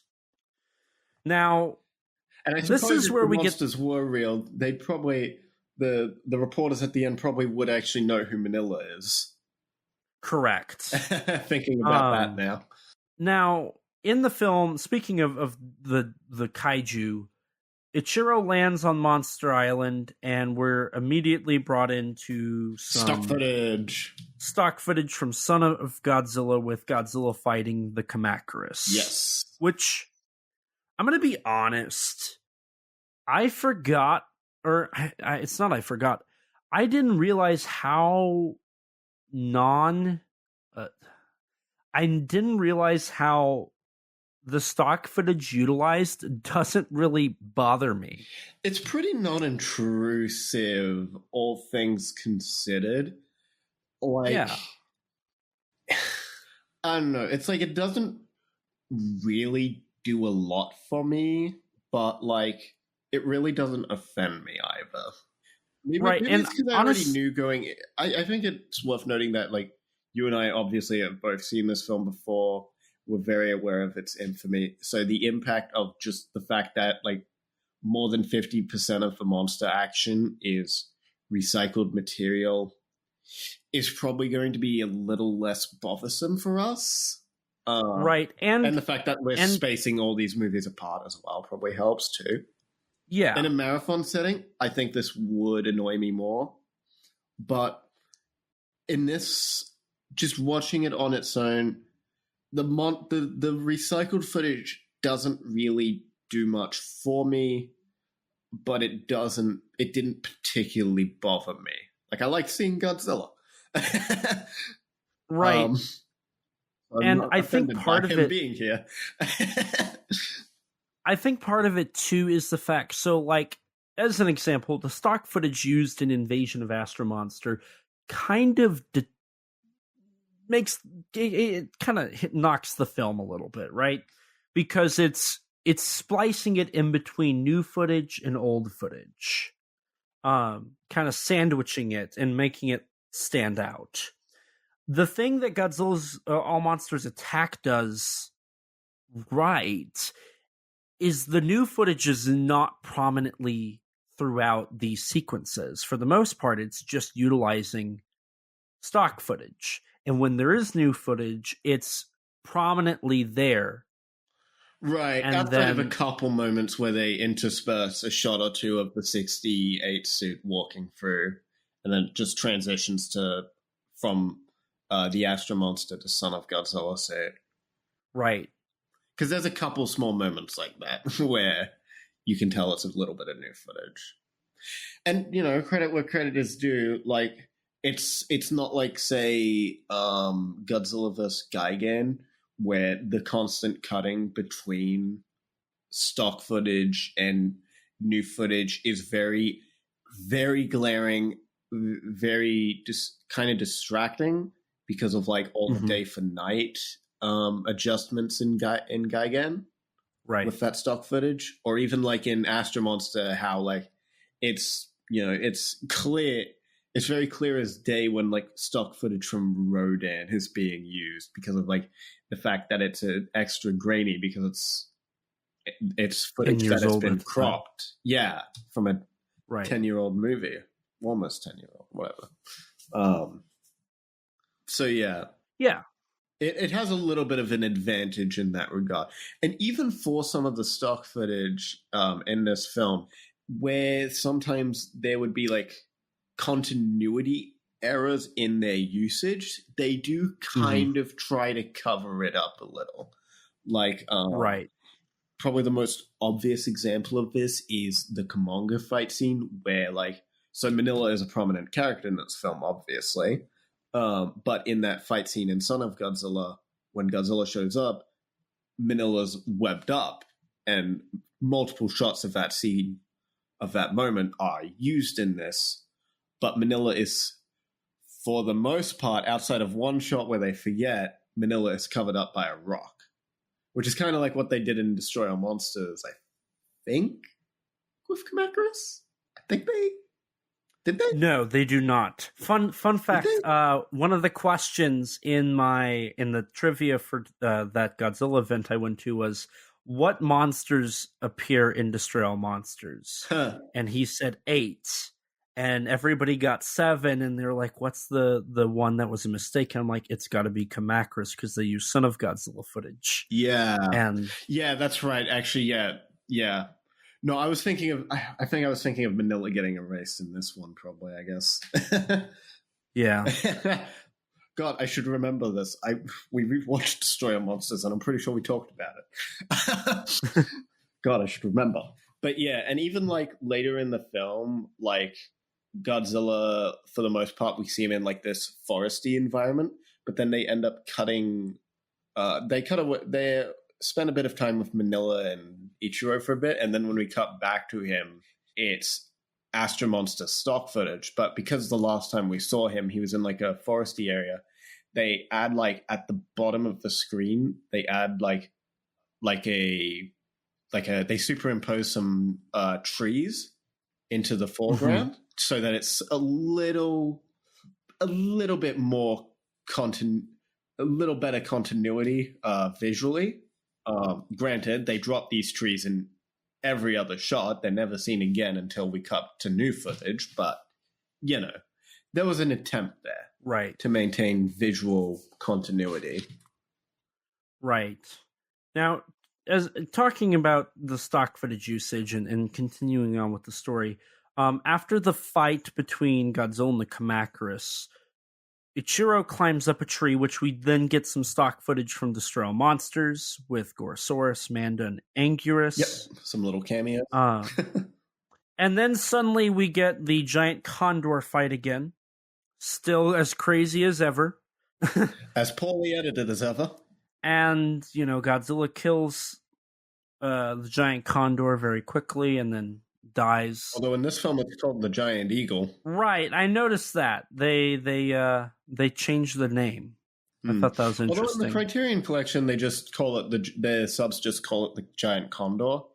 Even though in the actual Japanese version the name is actually changed. Now, I didn't realize it, but after this point, so then we get Kamakris showing up again to attack Ichiro, which we get new footage here. Yeah.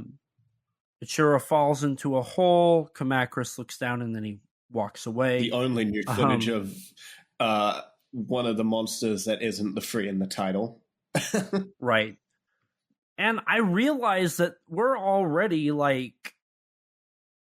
a quarter and a half through this film. Oh, not quite. We're just a little bit before the 20-minute mark.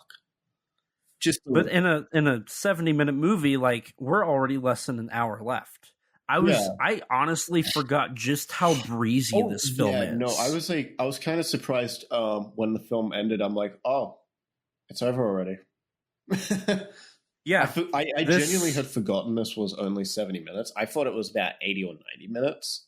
So color me surprised when it ends really quickly. I'm like, oh, damn, that's crazy.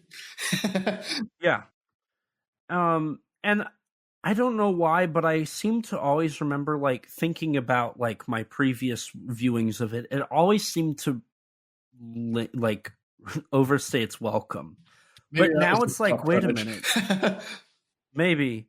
But another interesting thing about stock footage, and this is something that I learned because of watching more Japanese films, the concept of using stock footage is not as insane as many people think. Mm-hmm. It's very commonly found in Japanese cinema. It's something that occurs a lot. X from Outer Space did it. Destroy All Monsters did it. I'm trying to think. Invasion of stock footage again. What values? I meant Monster X Strikes Back. Right. Monster X Strikes Back does. Invasion of Astro Monster does. Yeah. Ultraman does all the time. All of them do. Gamera does a lot. And I know there's a couple other films that I've watched that have used stock footage that I was genuinely surprised about. But it's not as weird as you think. It's not as abnormal. You know, clip shows in Ultraman is very common. I mean, especially clip shows in like Japanese television is very common. There's almost always like one or two episodes that are a clip show, recap episodes. Like in like anime or tokusatsu even, it's usually around like episode 13, particularly if it's like a 25 or 26 episode series. I think in Evangelion's case it's 14, but whatever. Like around that. And then sometimes there'll be a second or even third recap episode. Like Ultraman has like some of those shows, even the 25 episode ones have like 3. Yeah. Like some of the new gen stuff. So yeah, it's not all that uncommon. Even like if we're talking Evangelion, the death of or end of Evangelion, like a quarter of that movie, if I remember correctly, is stock footage. Well, no, I mean, if you want to be technical, Death and Rebirth did come out before, from what I understand, and so like the first 30 minutes of End of Eva is the last 30 minutes of Death and Rebirth, but that footage was specifically made for End of Eva. But either way, like stock footage was utilized in one of those films, no matter how you splice it. Death and Rebirth is a compilation movie, so right. But those are also common. You know, we just talked about how Toho planned on adapting the animated series into compilation movies. The idea of compilation movies is very common. And I don't know if just knowing that and being able to, I guess, embrace that a little bit more, not think, oh, that's cheap and that's weird. Like, I mean, hell, we technically recently got a Godzilla compilation movie in Japan from Godzilla. That's true. Just before -1. So, you know, it's one of those things where I think as people dive into this more, like this suddenly becomes something a little less taboo. I don't think it necessarily justifies the usage of it, but like it just normalizes it. I guess, yeah. Especially like if you're coming from a Westerner's standpoint, in which, you know, unless you're a Bayformers Transformers movie, you don't reuse footage. You don't, you know, that's something that is very uncommon. I must have missed this, but apparently GXK uses a couple, recycles some scenes from King of the Monsters for some insert shots. So, I mean, it's not like it doesn't happen in American productions in general. It's just a lot less common. You know, it wasn't terribly uncommon to see like military stock footage, right? Particularly in the 50s, right? Or like testing stock footage and all that. Yeah. But I just think it's, if you understand and normalize it, suddenly the complaint of, oh, there's too much stock footage isn't as big of a problem. Does that make sense? Yeah, I guess. I don't know if it necessarily makes it better, though, you know? Yeah. Now, as we are talking about all this, and you brought up the clip shows for Ultraman, at this point when so a vine goes down and Ichiro climbs up, at this point in the film, I realized that this really does feel like an Ultraman show. Yes. No, actually, this I thought this a little, probably in like the first 10 minutes. This feels like an extended Ultraman episode, but without Ultraman. Yeah, it really feels like one of those episodes you get from 66 that focuses on older kids, or even Return of Ultraman. Yeah. And in a way, I guess you could say that Manila kind of replaces that Ultraman. I mean, Manila can literally transform sizes. Yeah, that's true, actually. Manila is a henshin hero. Because Ichiro creates Gamera. You know, when I think of Ultraman and children, I think because you got things like the Gavadon episode and all those like monsters made from children. Yeah, that's true, actually. Yeah. And there are various episodes. I know one of the more recent episodes of Ultraman 80, like the bullies kill a bug or take this kid's bug, and then he generates a giant bug monster, right? Like, with his negative feelings. So the whole bullies thing is kind of ripped kind of from Ultraman. Not necessarily ripped, but you know, you can link that. Manila teaching them to be fearless and to stand up for yourself, you know, fight for what's right. You know, that is there.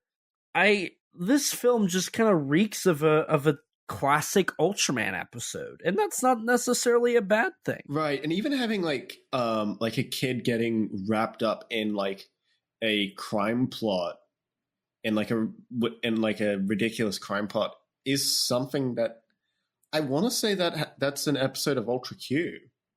Ultraman has it with Diamond Thieves. Yeah, that too. Is it Gesura? Is it Gesura? Yeah, that's not the Diamond Thief. Yeah, it is. No. It's Diamond Thief. Yeah. Oh wait, yeah, no, it is. Sorry, I was confusing it with Pearl One, but yeah, that too. But yeah, like even Ultra Q has that with the Flying Turtle episode.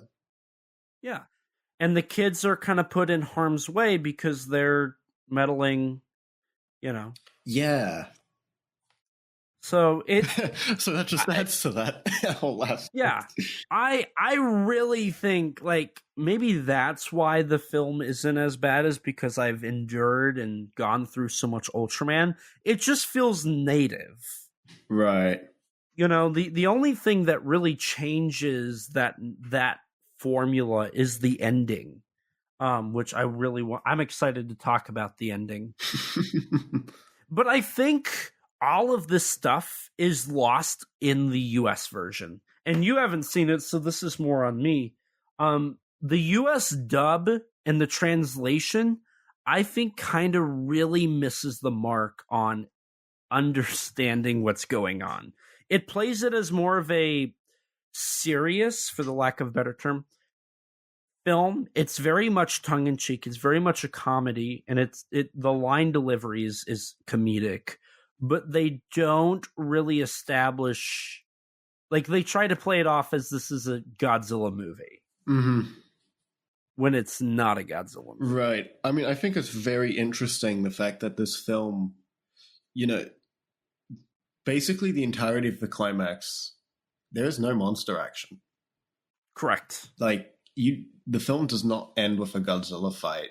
The climactic Godzilla fight happens about 2/3 of the way through, and then he's never seen again. Isn't it about 45 minutes in? The last 20 minutes is devoted to the kids? It'd be about the 50-ish minute mark or so. Okay. Yeah. But yeah, and I think that's a really interesting decision that the film makes. And it's worth noting that from what I've read, this sounds like it was the film that Ishiro Honda actually had the most creative control with of the series, with there really only being kind of one thing that he was told no on. At the end, correct? Yes. Yeah, we'll talk about that. Although he did kind of get his wish in like a shortened home release. Reportedly. Apparently, yes. There's no real like confirmation that is true. Oh, interesting. Yeah, but we're going to talk about that because I do want to. I think it's that change, that ending thing is actually really quite detrimental. Yeah. But before we get ahead of ourselves, let's run back into this. Manila's.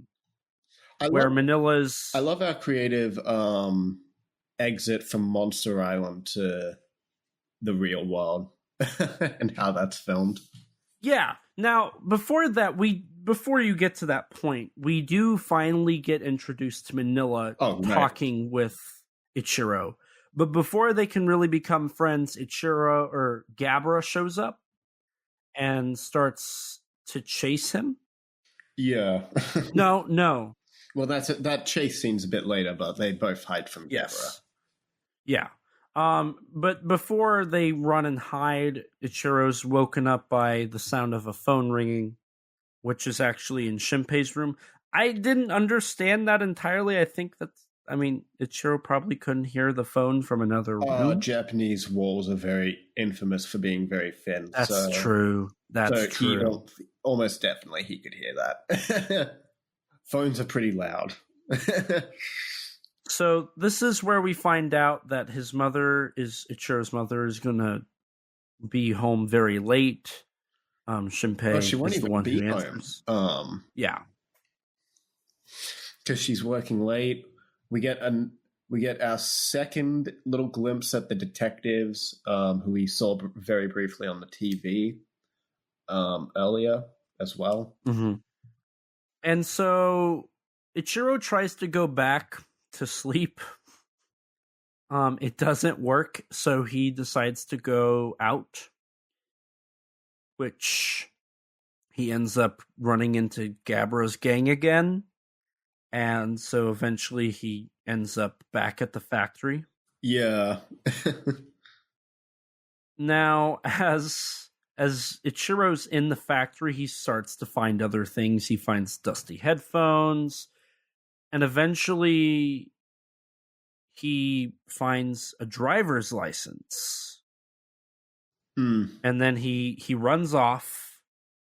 And then that's when we find out that the license is one of the bank robbers who's hiding in this abandoned factory. I think the setup for this is could have been a little better. I feel just because. So, following this sequence, the bank robbers are following Ichiro for the rest of the film because he takes he takes the license, and they're worried like he'll inform the police about it and all that. But like the main robber like is well aware of this fact like immediately, even though Ichiro picks up the license from the floor below, and he doesn't say anything about picking up the license. And they were both hiding, so I don't know how he saw Ichiro pick up the license. It's not that big of a deal, but kind of like, okay. I was more frustrated with the constant back and forth on deciding whether or not they want these to be villains that are serious or comedic relief villains. Right. Because they really go back and forth on that. Yeah, especially with the guy in a suit. Where yes, the main villain. It kind of feels like they want him to be serious, but then by the end he's just a Looney Tunes character. Yeah. Whereas the other guy feels I'd say he's fairly consistent throughout. It's just the guy in the suit who's kind of the issue here. I agree. Yeah, because, up until the final fight between him and Ichiro, he's pretty consistent, but in the final fight, he just is reduced to this, like you said, kind of Looney Tunes character. Mm-hmm. Whereas the other, the henchman, is that bumbling buffoon that ends up getting them in trouble. Mm-hmm. So it is a little weird for that change to occur in the film, and it doesn't really have a gradual change. It's just suddenly he's even more stupid. Yeah. So they follow Ichiro back. This is where we are introduced to the concept of Shinpei's car that is attempting to be sold and will not move. Ichiro goes inside. The henchman looks at the car, runs off when the police come by. Shinpei and Ichiro have dinner. And then after that, he goes back to trying to get to Monster Island. Which then we get a weird chase sequence of Gabra chasing Ichiro, and then we get this like composited shot of Gabra just... And I get what they're going for. It's very horror-esque. That concept is very horror-esque. It just doesn't land. Right. I was kind of like, oh god, this could be done way better. Yeah. And the slow-mo shot of Ichiro running doesn't help it either. Yeah. But eventually he does escape and run into Manila. Mm-hmm. In which suddenly Godzilla runs into another fight. This is where we get stock footage from Ebra, Horror of the Deep again, with Godzilla fighting Ebra. Yeah, which interestingly combines both fights between Godzilla and Ebra. Yeah, which this is probably the worst use of stock footage in the film, I would say, because of the back and forth of the dusk and the daytime fights. Yeah, because you go from dusk to the underwater bit, and then they come out and it's day. All the while you're kind of cutting between Manila and Ichiro watching, which is always day. And then at the end of the sequence, it cuts back to dusk when Godzilla has his victory roar. Yeah. This is one of the few times where I think the stock footage really doesn't work. It's messy. But outside of I mean, the actual transition between the two fights is pretty seamless. Yeah. It's just the only thing like specifically giving it away is the night to day. Now, after this, suddenly Godzilla goes and fights Kumonga. Yep. Man, which this might be... And Monsterverse Godzilla was pretty much a murderer in GXK. This is probably the only time where I think the stock footage gets a little repetitive because, I mean, the Kamacuras fight happens and then the giant condor fight happens. And then we move on, right? The giant condor fight's not long enough to even remotely be somewhat repetitive. But here we get a decent sequence of Ebra and Godzilla, and then we get a decent sequence of Kumonga and Godzilla. Right. I mean, this is essentially just padding. Yeah, this part's where it's padding, but even then, I didn't really feel like it padded too It's not horribly. Too bad, but it is padding nonetheless. It is. Now, what I think saves all of this is right after this, Manila and Gamera start to fight. Which, I mean, it's not a very long fight.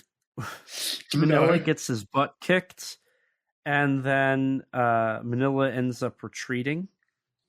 Which I like the fact that they kind of cut up the Godzilla stuff with this, because right after this we get the Ibra jet fighter sequence with Godzilla. Yeah.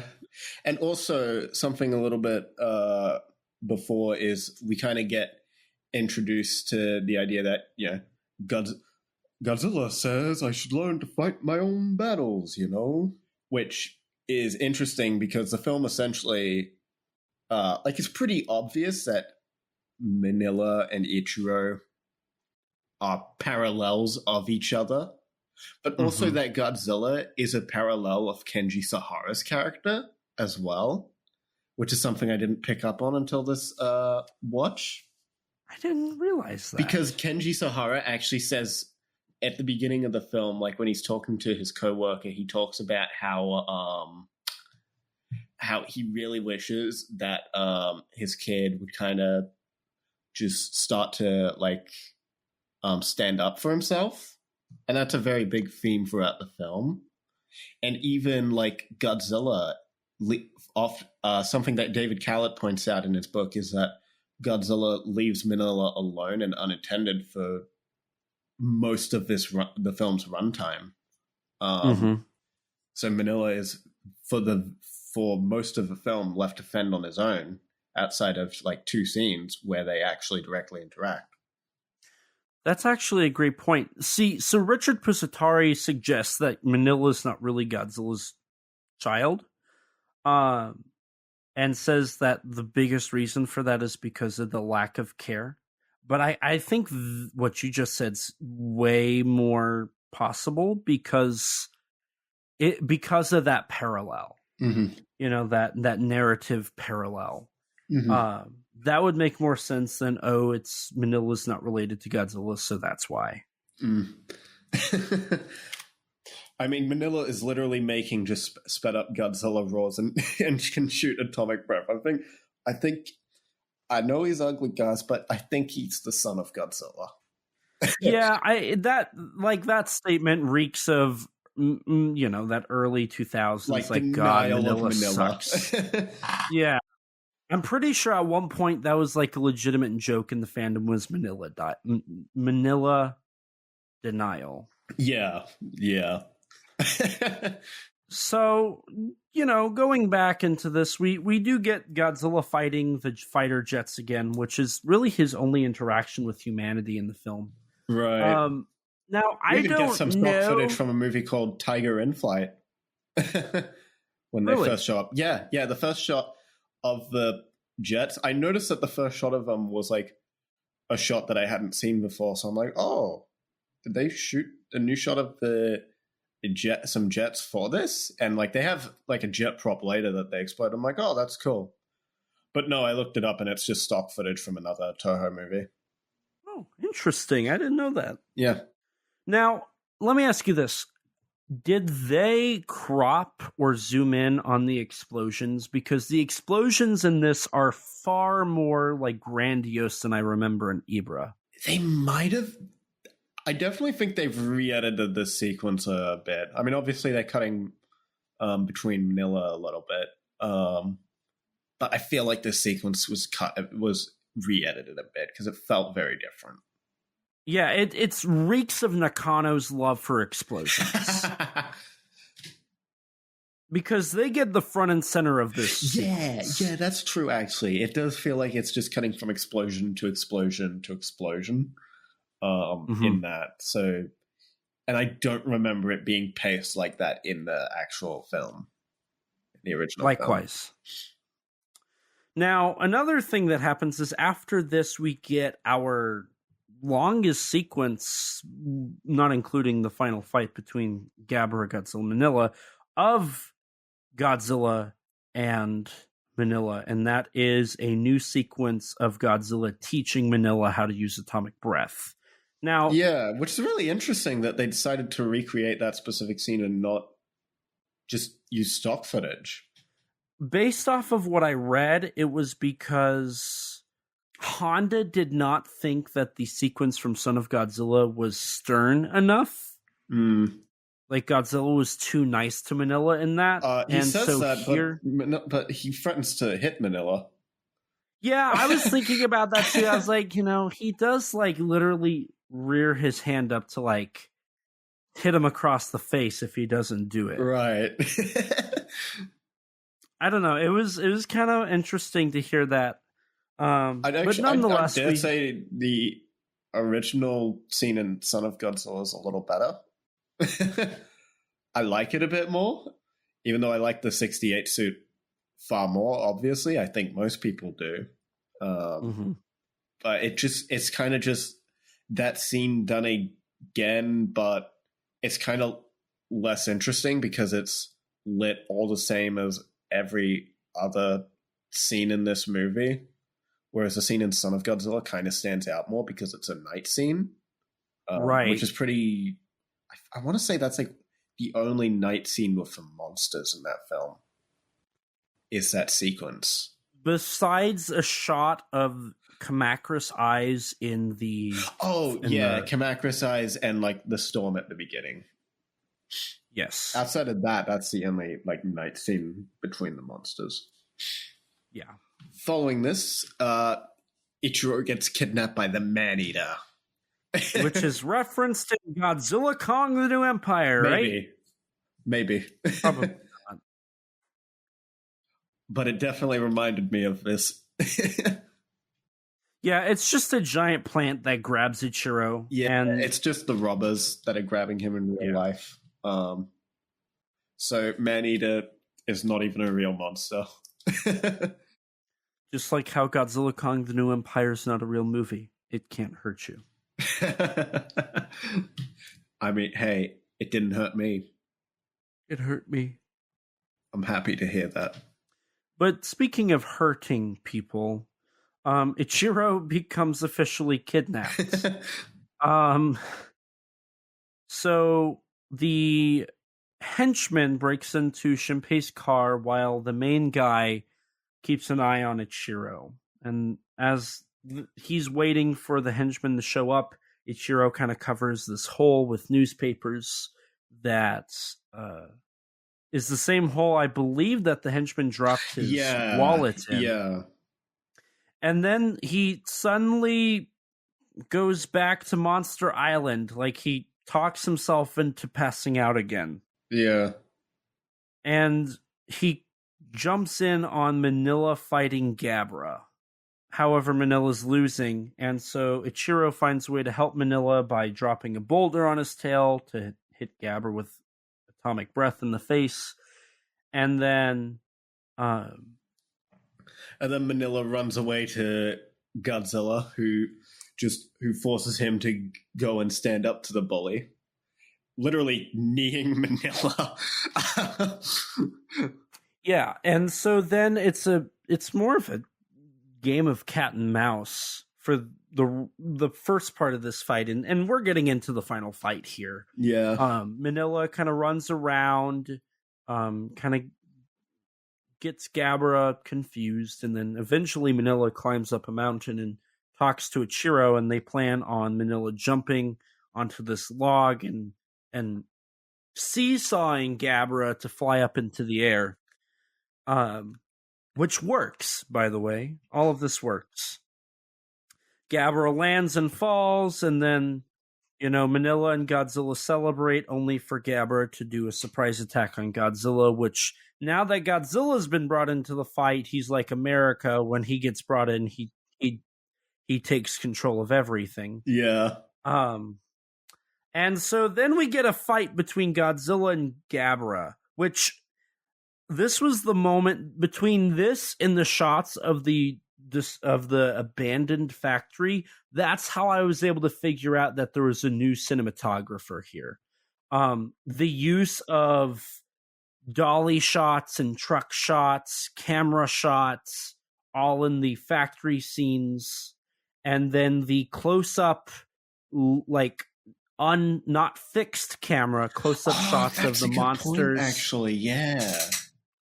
All of that, I was like, okay, it's obvious they had to have somebody new here, because traditionally it would be fixed camera shots of the kaiju action. Here we're getting fast cuts to close-ups, to shots that are wide, but they're like kind of like shaking back and forth, adding action and adding motion to the scenes to make a more fast pace. And perhaps that's why All Monsters Attack seems to flow a little bit better, is that the camera is not really fixed. It's always moving in some fashion, whether it be a zoom or a dolly or a crane shot or just, fast-paced editing. It's very obvious that there's a new cinematographer here, and it increases the action so much. So we continue to get this fight between Godzilla, Gabra, and Manila. It ends with Gabra getting beaten and limping away. Yeah. And that's the end of our monster action for the film. Pretty much. There's a few shots of Gabra and Manila during the final fight, but that's really it. 2 or 3. Yeah. Now, before Godzilla disappears, he goes down to grab Ichiro. Maybe you could interpret it as he's trying to save Ichiro from being taken away by the robbers. But it's the way it's cut. It's the robbers are shaking him to wake up. Yeah, and this is where they tie him up and throw him in the car to run off with the money and the kid. Now, as they're trying to leave, the starter doesn't work on the car. Yeah. Which is previously established. They do previously establish that the car has a lot of problems, and that's why Shinpei's trying to sell it. And during this time, the 2 henchmen try to fix it, and this is where Ichiro gets to run off, remembering that he has to fight his own battles. And the rest of this takes place within the factory pretty much, and we get some beautiful shots of this factory. Some people say it was on location, but it looks like a soundstage to me. Like, it just reeks of a soundstage, but that's a good thing. I love soundstage sets like this. Especially with the crane shot. Yeah. The crane shots, especially that are used in this, are amazing. Yeah, I definitely took note of them in particular. Some of them are just absolutely, like, gorgeous. It's a very unique location that just kind of adds to that, just to the depressing setting of this.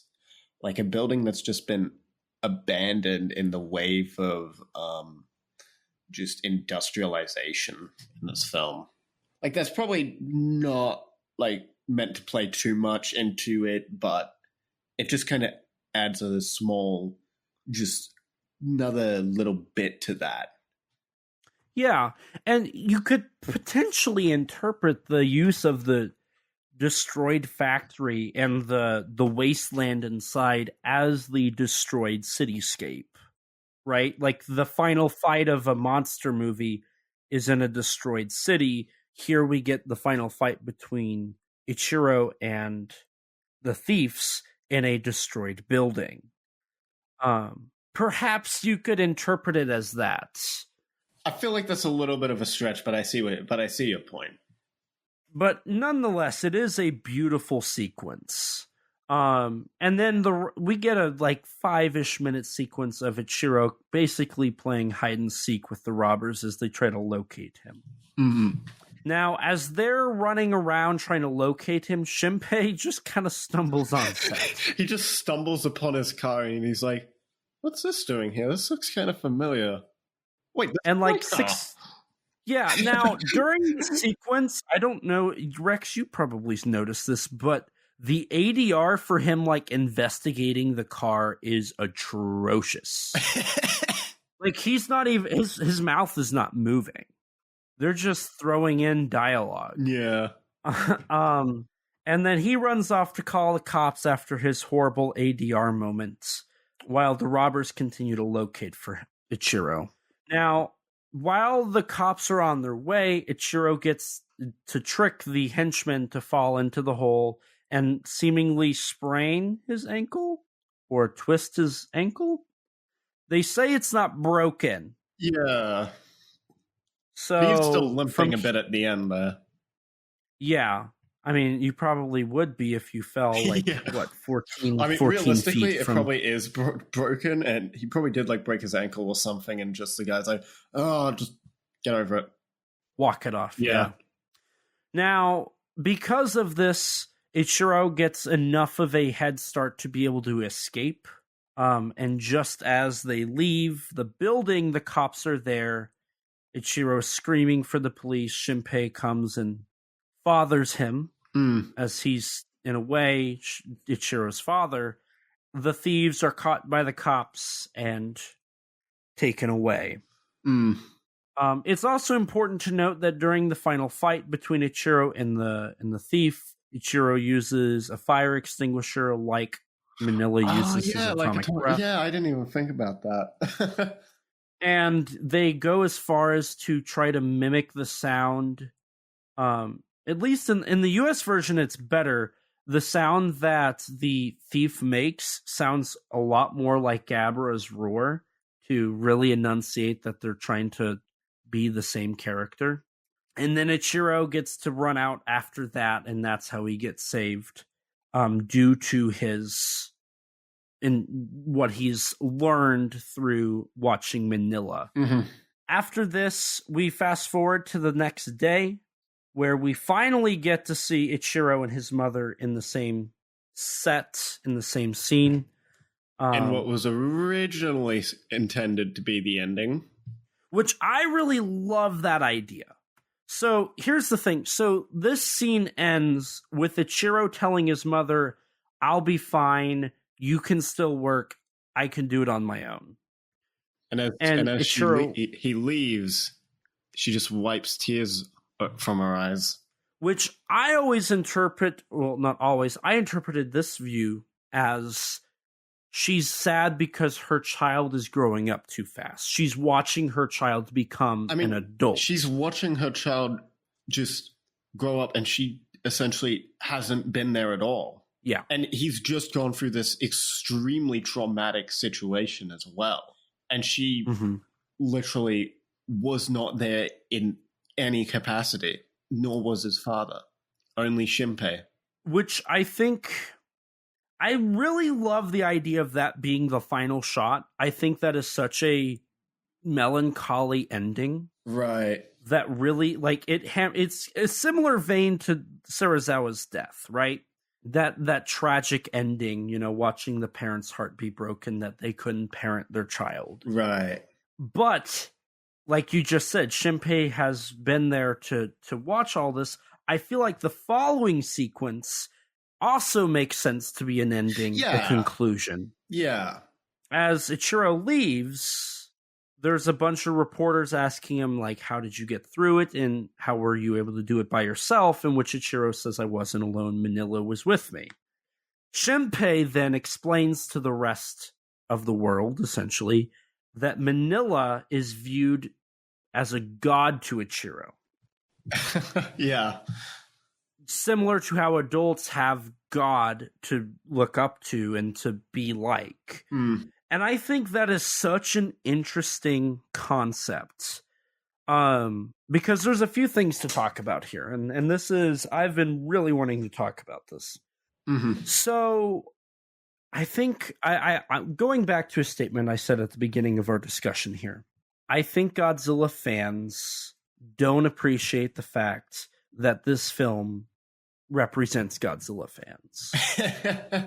So, okay, just to give some context. So, growing up for me, I was told, and I'm not going to dive too much into it, but something that I was constantly told as a child, up into my teenage years, was I am too involved in Godzilla. That my obsession with Godzilla was deteriorating me on a spiritual level. Now, I'm not going to get into all of that. This is not my place to get on a pedestal and talk about all that. You know, you can interpret that how you want, and you can do your own thing. I'm not here to tell you what to do with your life. But in a way, the people telling me that were telling me that I was putting Godzilla on a level of a god. Now, I wasn't doing that. Like, I wasn't saying that Godzilla was my god, but my, in air quotes, obsession was similar to that. The idea of obsession, the idea of total, like, engagement with something to that level. Now, in the film, Ichiro has that same thing. Ichiro, like, everything about him is monsters. Similar to, I would imagine, a lot of the Godzilla fandom. And I think it's a little weird for people to kind of watch this and realize that Ichiro is every Godzilla fan. Ichiro has Godzilla toys. Ichiro dreams of being on Monster Island. Any kid growing up watching Godzilla absolutely thought that at least once. Every kid had a Godzilla toy, right? And I think that is one of the most interesting things. And in a way, I think this is one of the most meta films because of that. Honda isn't just showcasing... Honda got the moment and the opportunity to take a look at what he created. He created a generation of kids that grew up with Godzilla as a hero, as an idol. Similar to what Noriaki Yuasa wanted Gamera to be. Remember when we covered Gamera, I brought up how Noriaki Yuasa wanted a character who, if kids didn't have a parent, they could say, well, Gamera's always watching over me. Right. That was what Godzilla had. Look, when I think about children in Godzilla in the Showa era, I think of those behind-the-scenes shots of entire classes going to the film sets. Right.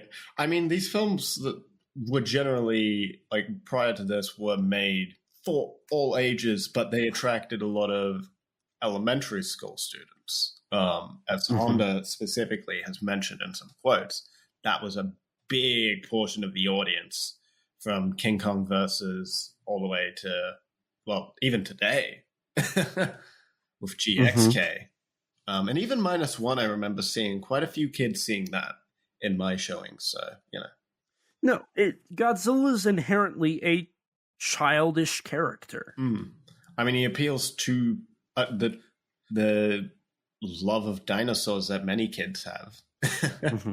That you go first. That, you know, that love of something that once existed that was larger than life, right? That mystery, wonder, that childlike sense of wonder, that's what brings Godzilla to these children. Right.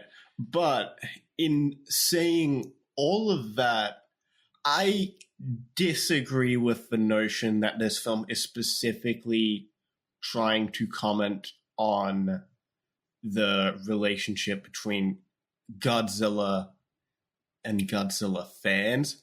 I think Godzilla is more a vessel to show just escapism.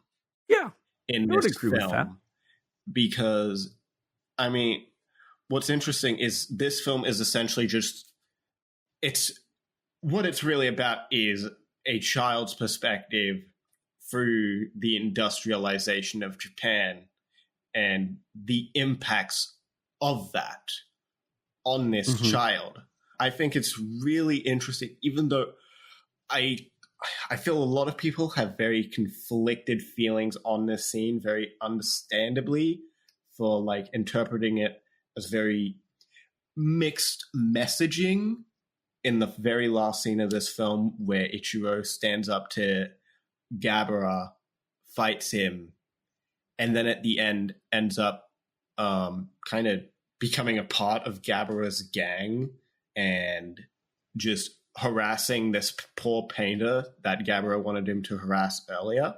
But I think it's interesting, and it's interesting to note that this is a very deliberate ending. And what tells me that this is deliberate is the fact that earlier in the film, there is a line that specifically makes mention of youth rebellion. Yes. It's in the sequence with the TV. Yeah. So I think it's really interesting that this film ends less. It's got a more moral for kids about standing up for yourself, but also it ends just showing how Ichiro has kind of become a product of his environment, which is really interesting. Okay, but I have something. If we're going to talk about this, we're going to dive into this. We'll come back and we'll wrap up the 4 minutes we have. I agree, but I also disagree. So we get Ichiro who beats up Gamera. You know, Ichiro finally has the courage. He beats up Gamera. Instead of sulking in the moment, he marches away in triumph. Right? He's won the day. He's done what Shinpei told him to do to stand up for himself. So his surrogate father, he has listened to. He has found the courage. He's stood up to him.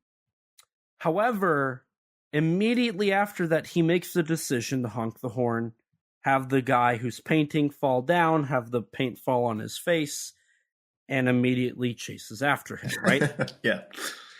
So Ichiro stops and tells his dad I tell him I apologize, I'm sorry, and he runs off. Now, Ichiro's dad doesn't say okay like he does in the English version. He says, hold on a minute, what? And then he gets out to save his kid at the very end. But his father doesn't condone his actions. I feel like what the ending shows is while a child can be independent, they still require that parent to help them understand right from wrong. However, his father can't entirely be angry at him because the film previously establishes that he wishes that Ichiro had friends. He wishes that he would hang out with children his age. And what we see at the very end is Ichiro now with a group of kids hanging out, being social. So while his father doesn't agree with his actions, he has to admit to himself that he is happy to see his child interacting with kids. That is why he protects his child at the very end. So it's a multi-layer meaning. They deliberately bring up the youth rebellion, absolutely. But I think they bring that up to establish that children still need a parent, because the lack of parenthood is a problem, and it's established to be a problem throughout the film. So the ending of the film is not necessarily a double meaning or negates the message being sent. It's further cementing the concept of the latchkey kids is not good. Right, yeah, they are products of their environment. I will say there is one kind of flaw in your argument there, is that Kenji Sahara actually never does see the other kids.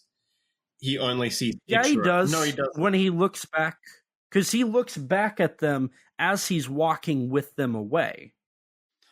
I mean, that's after he's already like explaining to the man, I'm sorry, it's my kid. I'm sorry this happened. Yeah.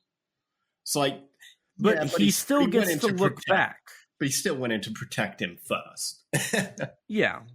But he probably would have then walked.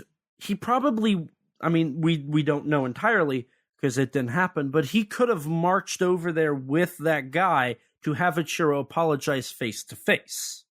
But what we do know is his father, in the last shot of the movie, gets to see his son socializing with other kids. Mm-hmm.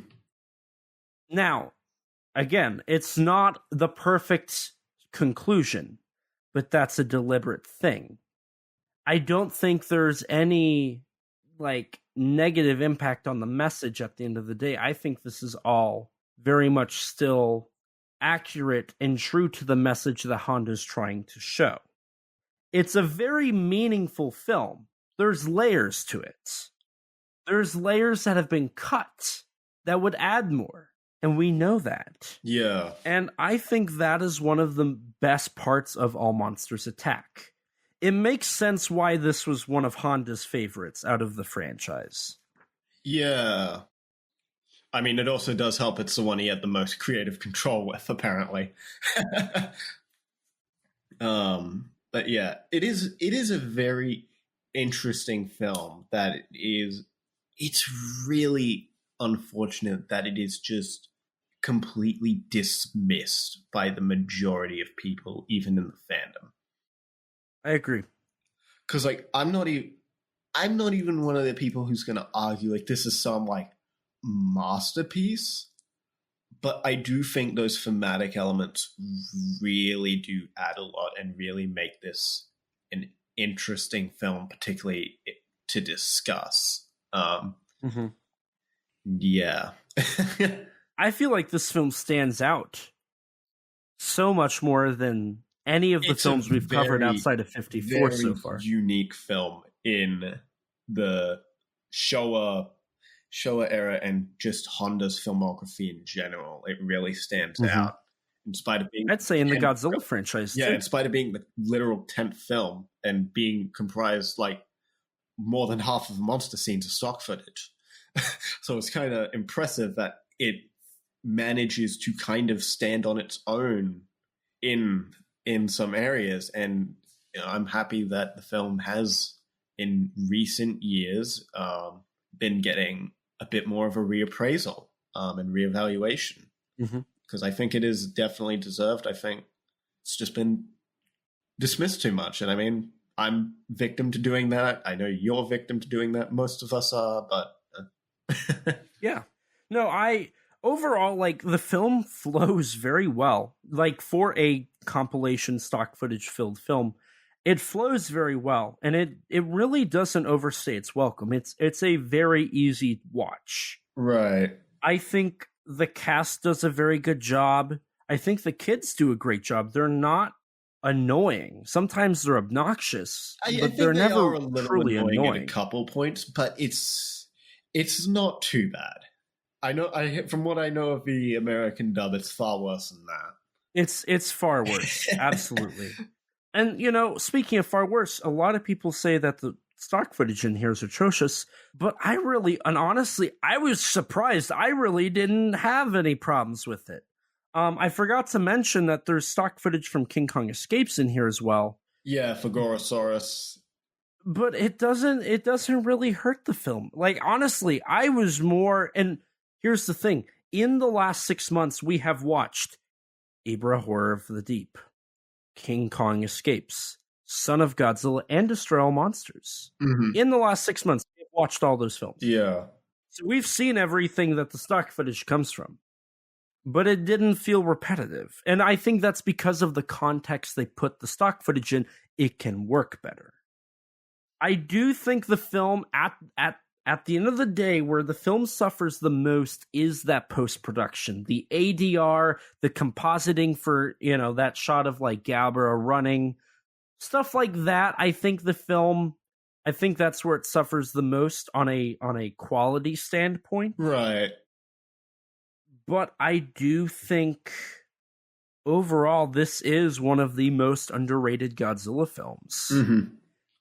And rewatching this, I finally was able to truly understand why this film is not one of the worst in the franchise.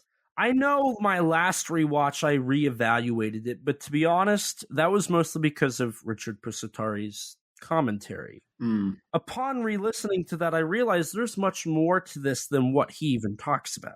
Right. And so being able to figure out for myself what exactly makes this film work, I think makes it all the more better. Right. And for me, I'm happy I can finally and truly understand how this film works and why it works the way it does. I feel for this film, to particularly enjoy this film, you really can't just look at it from at the surface level. You really have to try and engage with the film and what it's trying to say to really enjoy it. Because, like, yeah, on the surface, it seems like just a kids Godzilla film with just stock footage, annoying characters, and weird mixed messaging. But I found it much more interesting on this rewatch, just being able to appreciate like some of the subtleties of it in those parallels between like Godzilla and Kenji Sahara is something in particular that I'd never picked up on that I thought was really interesting. And all those thematic elements of the actual environment and how much that is focused on.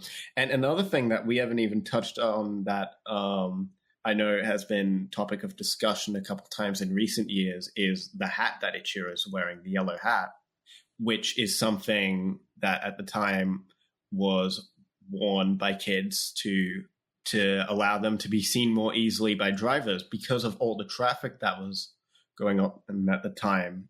Because people had to drive everywhere to Tokyo. Like, there were several tragic incidents of kids getting run over. So another environmental factor that has its effects on these kids of the film. Right. And that's why the cars are shot in a more monstrous, perspective at the beginning of the film. They're shot at a lower angle. They have the monstrous sounds because that was an issue at the time. We even see that mentioned in Gamera versus Guiron, came out the same year. Traffic accidents. That is something that the kids specifically say they don't want anymore. Yeah. And just in general, this film, like I said before, there's a very just depressing undercurrent throughout. There is a sadness to this film throughout the entire runtime, except for the Godzilla scenes, which just happen to be the most vibrant and colorful scenes in the movie. every other location in this movie is generally a pretty disgusting mess outside of Ichiro's home. Mm-hmm. Yeah, that's actually a great point. So yeah, I've found a fair bit to appreciate, more so than I actually expected to in this rewatch. Likewise, and I think you brought some stuff that I never realized that actually adds to my already new appreciation for the film. And vice versa to you. Okay, well, do you have anything? I have covered everything that I can think of, and I think that we kind of ran through that conclusion and got to the point of the ending pretty much. Yeah, I say so. I feel like I've said more or less everything I have to say on the film, I think. Okay. Well, there's a handful of things left to do. If you're ready, I'm ready to transition into the cast and crew. Of course. Go right ahead. All right. So, in our cast, we have Tomoki Yazaki, who plays Ichiro, who is in Daigoro vs. Goliath, Fight Mighty Jack, Return of Ultraman, Ultraman Taro, Kamen Rider, Silver Mask, Superhuman Barum 1, Transforming Ninja Arashi, Robot Detective. Kenji Sahara plays Kenichi, was in Godzilla, King Kong vs. Godzilla, Mothra vs. Godzilla, Ghidorah the Three-Headed Monster, Son of Godzilla, Destroy All Monsters, Godzilla vs. Mechagodzilla, Terror of Mechagodzilla, Godzilla vs. King Ghidorah, Godzilla vs. Mechagodzilla 2, Godzilla vs. Space Godzilla, Godzilla Final Wars, Rodan, The Mysterians, The H-Man, Mothra, Gorath, Matango, Atragon, Frankenstein vs. Baragon, The War of the Gargantuas, Space Amoeba, Superior Ultra 8 Brothers, Ultra Q, Ultra 7, Daitsuken 17, and Heisei Ultra 7. Machiko Nakata played Machiko, was in Ultra Q, Ultra 7, Ultraman Tiga, Kamen Rider Stronger, Sky Rider, Kamen Rider Super 1, Kamen Rider Kuga, Robot Number 110, Taiyo Sentai Sun Vulcan, and Space Sheriff Gavin. Hideo Amamoto played Shinpei. He was in The Three Treasures, Gorath, Matango, Atragon, Dogora, Ghidorah the Threaded Monster, Ibra, Horror of the Deep, Godzilla, Mothra, King Ghidorah, Giant Monsters, All Out Attack, Kwaidan, King Kong Escapes, Kamen Rider vs. Shocker, Kamen Rider the First, Jacker Dengeki Tai vs. Go Ranger, Message from Space, Echo Azaraka 2, Birth of the Wizard, Ultra Q, Return of Ultraman, Ultraman Leo, Ultraman Cosmos, Heisei Ultra 7, Kaiju Busca, Mighty Jack, Kamen Rider V3, Superhuman Barum 1, Transforming Ninja Atarashi, Space Iron Man Kyodine, Super God Vibun, Great Zubat, Little Superman Gunbaran, Dai Tetsujin 17, Space Sheriff Gavin, Nebula Masked Machine Man, and The Secret of the Telesian. Sachio Sakai played Sembayashi, was in Godzilla, King Kong vs. Godzilla, The Secret of the Telesian, Gorath, King Kong Escapes, The Vampire Doll, Space Amoeba, Ultra Q, Ultraman Ace, Good Luck Robocon, and Great Zubat. Kazuo Suzuki, who played Okuda, was in King Kong vs. Godzilla, Ghidorah the Three-Headed Monster, Invasion of Astro Monster, Ibra, Horror of the Deep, Son of Godzilla, Destroy All Monsters, Terror of Mechagodzilla, King Kong Escapes, Submersion of Japan, Ultra Q, Ultraman, Ultra 7, Kaiju Busca, Fight Mighty Jack, Super Robot Red Baron, and the Submersion of Japan TV series. As for your crew, you had Shinichi Sekizawa as the writer, who worked on Fearful Attack of the Flying Saucers, Varen the Unbelievable, Battle in Outer Space, The Secret of the Telesian, Mothra, King Kong vs. Godzilla, Mothra vs. Godzilla, Ghidorah the Three-Headed Monster, Invasion of Astro Monster, Ibra, Horror of the Deep, Son of Godzilla, Godzilla vs. Gigan, Godzilla vs. Megalon, Godzilla vs. Mechagodzilla, Atragon, Dogora, Latitude Zero, Aegon, the Atomic Dragon, Ultraman, Kaiju Busca, and Mighty Jack. Kunio Miyachiki was your composer, who worked on Ultraman, the 1967 compilation movie, Ultraman Ultra 7, Giant Monster Battle, Ultraman 1979, Shin Ultraman, Godzilla vs. Gigan, Ultra Q, Ultraman, The Star Ultraman, Ultra Q Dark Fantasy, Ultra Zone, Kaiju Busca, Fight Mighty Jack, Spectre Man, and Dinosaur Squadron Kyosaden. Tomoyuki Tanaka was your producer. Who worked on? Oh boy. I'm just going to read off a handful of them. Godzilla, Godzilla Raids Again, Half Human, Rodan, The Mysterians, The H-Man, Varan, Monkey Son, The Three Treasures, Battle in Outer Space, The Secret of the Talesian, The Human Vapor, Mothra, The Last War, Gorath, King Kong vs. Godzilla, Matango, The Lost World of Sinbad, Atragon, Mothra vs. Godzilla, Dogora, Ghidorah the Threaded Monster, Frankenstein vs. Baragon, Invasion of the Astro Monster, The War of the Gargantuas, Ibra, Horror of the Deep, The Killing Bottle, King Kong Escape, Son of Godzilla, and many, many, many more. And your director was Ishiro Honda, who worked on films such as Godzilla, Half Human, Rodan, The Mysterians, The H-Man, Varan, Battle in Outer Space, The Human Vapor, Mothra, Gorath, King Kong vs. Godzilla, Matango, Atragon, Mothra vs. Godzilla, Dogora, Ghidorah the Threaded Monster, Frankenstein vs. Baragon, Invasion of Astro Monster, The War of the Gargantuas, King Kong Escapes, Latitude Zero, Space Amoeba, Destroy All Monsters, Terror of Mechagodzilla, Return of Ultraman, Mirror Man, Thunder Mask, and Zone Fighter. That was a lot. But with that being said, I believe there's two last things left. What could those be, Rex? Well, I believe our first one shall be the ranking. Yes. 12 Godzilla movies to rank. Where do they end up? This will be interesting. Given how typically I feel like it's very common to see All Monsters Attack at the very bottom of many lists. So what do you have at number 12? At number 12, I have Godzilla Raids Again. Likewise. Okay, so far we're matching. Mm-hmm. At number 11, Rex, what do you have? Godzilla Kong, The New Empire.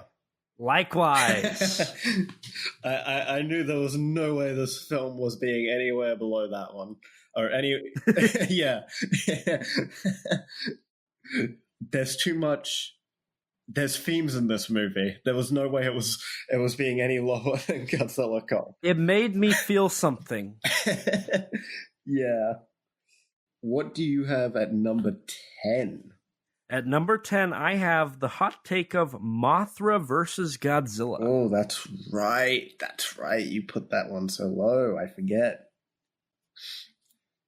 See, at number 10... And this actually changed while we were talking, is I've got Destroy All Monsters. Oh, so I bet I know what your next one is. At number 9, I've got All Monsters Attack.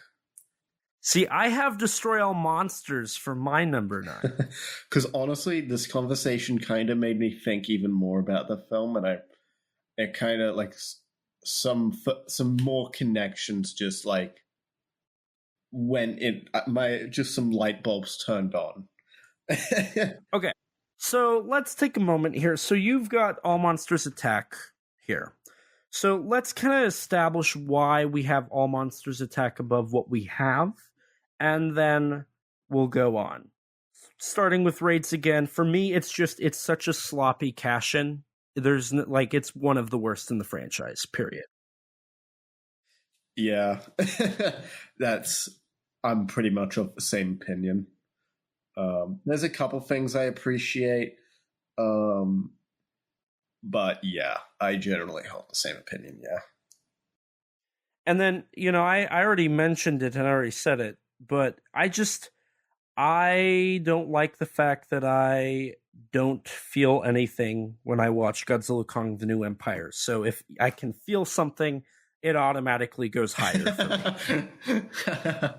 See, Godzilla Kong is funny.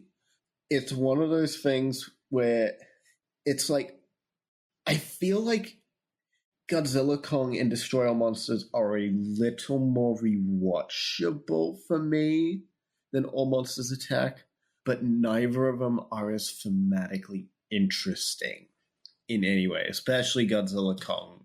even Destroy All Monsters doesn't have a lot going for it thematically. But Godzilla Kong is borderline basically nothing. Right.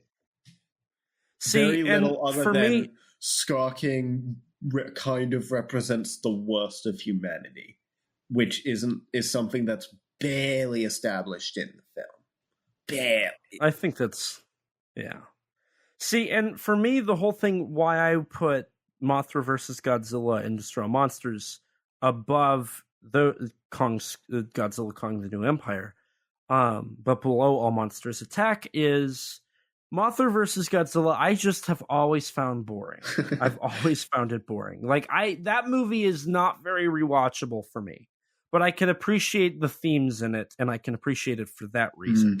I've definitely have noted that I've never quite liked it as much as the first watch, where I absolutely adored it. Mm-hmm. And for me, Destroy All Monsters is the same way. It's pretty boring, but the final fight does have a lot of memorable moments. Destroy All Monsters has just fun moments, and it's got that classic 60s Godzilla feel, where this, as we said, feels less like a Godzilla movie, more like a feature-length episode of Ultraman that just happens to have Godzilla clips in it. Right. And so that gets us to the point where you're at with All Monsters Attack. For me, I have Ibra Horror of the Deep. At number 8, was it? Yes. Yep. Likewise. It's a fun film. Now, it's a fun film. I think Takarada shines, honestly. That's probably one of his top films where he truly shines in. I would say if Takarada wasn't in Ibra, it would probably be below Destroy All Monsters for me. Yeah, I agree with that. I think for the most part, the film does suffer from a lack of interesting characters, but Takarada does lift that movie up entirely. Yeah, and I do think the last 10 or 15 minutes of Ibra does kind of sour the film a bit for me. Yeah. Moving to number 7, I have Son of Godzilla. I have Mothra vs. Godzilla. Now, for me, the reason I still haven't placed All Monsters Attack is I think Son of Godzilla is, I mean, I found a new appreciation for it. But for me, that film, it suffers from being way too childish with not as much to say. You know, All Monsters Attack is really childish, but it has a lot to say. Son of Godzilla is very childish and has something to say, but it's not as... It's definitely got less to say, but I found myself just enjoying it more. The silliness never quite felt obnoxious for me. Yeah. Whereas All Monsters Attack, there's some grating moments in this film, I'd argue, that kind of do take down my enjoyment a bit. Mm-hmm. Now, it's also worthy to note, so Raids Again and Godzilla, Raids Again, I would say, is a legitimately bad Godzilla movie, and bad movie in general. Godzilla Kong the New Empire, up to Destroy All Monsters, is like, meh. See, I think Godzilla Kong the New Empire is a bad movie, but I enjoy it. I can find enjoyment in those, but I won't go back to rewatch them. They're meh. Like, okay, I'll watch them like once in a blue moon, more so than like more of a blue moon than I already watched Godzilla films. Ibra up into the next one, I would say are okay. Like I'll rewatch these eventually. I find stuff to genuinely enjoy through them, like throughout the film. Mm-hmm. And that's where I'll end. Do you want me to reveal what my number 6 is? 7? I thought Sun was number 6, was number 7 for you. Yeah, Son of Godzilla is 7. Okay. Yep, Should I reveal my 6? Sure. For my number 6, I have All Monsters Attack. I have, ironically enough, Son of Godzilla. I legitimately found a lot to enjoy, and I think it's a breeze. But it does suffer from genuine, like, memorable moments to make it, like, a highlight of the franchise for me. Yeah, that's another one of my issues. And it's kind of partially why, like, the stock footage doesn't bother me, but it doesn't do anything for me. Right. That's kind of my issue with it, is less that it's here, more that it just doesn't do anything for me. It's kind of just right white noise. It's seeing Godzilla for the sake of seeing Godzilla. I mean, it's got that thematic element of the escapism, but that just doesn't quite do enough for me to just be able to just ignore that fact. But regardless, above Son of Godzilla, at number 5, I have King Kong versus Godzilla. Likewise. And I feel like we also agree on the next film, number 4, Invasion of the Astro Monster. Yes, sir. And here is where we split again. Yeah, we are different for the rest of it, I believe. Yep. Number 3, I have Ghidorah, the three-headed monster. Number 3, I have Godzilla 54. Which is my number 2. My number 2 is Godzilla -1. Which is my number 1. And my number 1 is Ghidorah, the three-headed monster. If anybody who's new, like if you're jumping into our show this episode, if you don't want to go watch all the other Tokusatsu stuff, at least watch the Godzilla ones. We do dive further into our rankings. But I think we're getting to a point in our journey through Godzilla where once we like hit where each of these movies are for us, the rest of the ranking, we just kind of are going to plow through simply because talking about 12, next will be 13 Godzilla movies. Both of us doing it, that's 26 different thoughts. Yeah. That alone will take 30 minutes. I feel like it'd be fine on like the final one we do, the final episode of like the main Godzilla movies. Maybe even just like a bonus, like a overall Godzilla ranking. Yeah, that'd be interesting, actually. Yeah. We should do that totally. Or should we do it for the eras? Ooh, that'd be interesting. Bonus episodes doing the eras instead of revealing. That. Yeah. But yeah. But nonetheless, I think we have officially reached the moment in this recording where all we have left is some simple and most noblest of podcasting traditions, linking ourselves. And to get us started, hello, my name is Elijah, and I have a Kaiju and Tokusatsu problem. I'm also a part of the rotating hosts for Monsters with Attitude. You can check us out on YouTube where we do monthly live streams talking Kaiju entertainment. You can also head over to Facebook and join our Facebook group. It's a great place to talk with like-minded people. I'm also a writer. I've written for GodzillaMovies.com and in Kaiju Ramen Magazine. Currently, I write for Kaiju United. My writing has also been featured in the book Giant Bug Cinema, a Monster Kid's Guide from Bear Manor Media, where I wrote about Ghidorah the Three-Headed Monster. Outside of writing and podcasting, I also served as a consultant on the upcoming Titanic Creations officially licensed Yonguri action figure. As I mentioned at the beginning of this, we're over halfway funded, so definitely, if you can, order yours today at titaniccreations.com/Yongari. I've also had the privilege to produce bonus features for SRS Cinema, as previously established. You can head over to srscinema.com and order the Liverleaf Blu-ray or Yuzo, the Biggest Battle in Tokyo, where I've developed bonus features for both. I'm also a filmmaker and YouTuber. You can check out my stuff on my YouTube channel, ET13 Productions, where you can see some of my short films and older YouTube videos, along with an ever-growing playlist that features all of my appearances on YouTube. I do plan on getting some new videos out soon, so definitely stay tuned for that. I've also appeared in a kaiju movie, little-known film called Zillafoot from 2021. I made a brief cameo in the film as Skywatcher number 2. It's got a rating of 3.7 out of 10 on IMDb, so if you want to watch more kaiju, you can buy the Blu-ray on srscinema.com or the DVD from any major online retailer.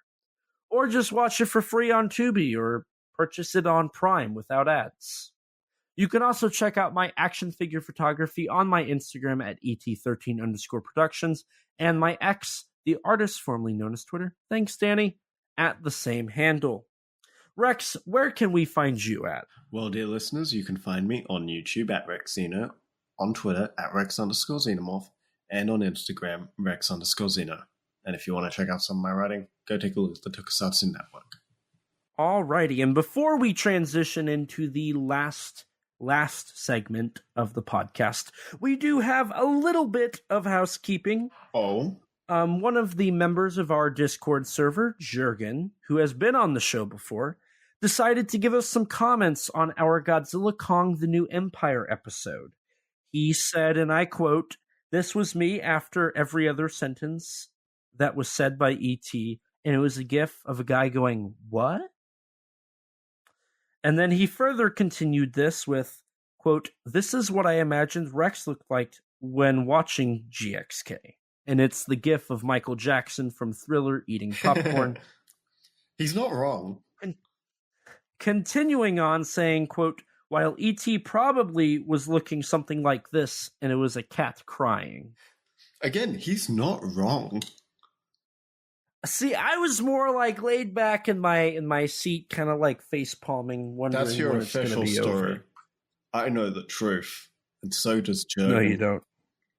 No, you don't. We know the truth.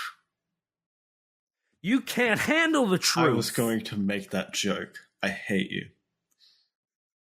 But with that being said, the last thing to say is don't forget to write us on iTunes. That boosts our ratings and helps us get recommended to more people just like you. If you don't have an Apple device, which I don't blame you, I don't, that's actually very much a lie. I'm literally looking at a MacBook Pro doing this podcast. But you can rate us on Spotify. To stay up to date with all things Kaiju Conversation related, head over to www.kaijuconversation.com to find all of our episodes, social media, news, and updates. Follow us on Twitter at KAIJU_CONVERS. If you don't have Twitter, you can follow us on Instagram or like us on Facebook. If you're like me before podcasting and you don't have any social media, lucky you. You can email us at kaijuconversation@gmail.com, all lowercase, all one word, you know the drill. And as always, we'll read your reviews on air for everyone to hear, or feedback like Jurgen.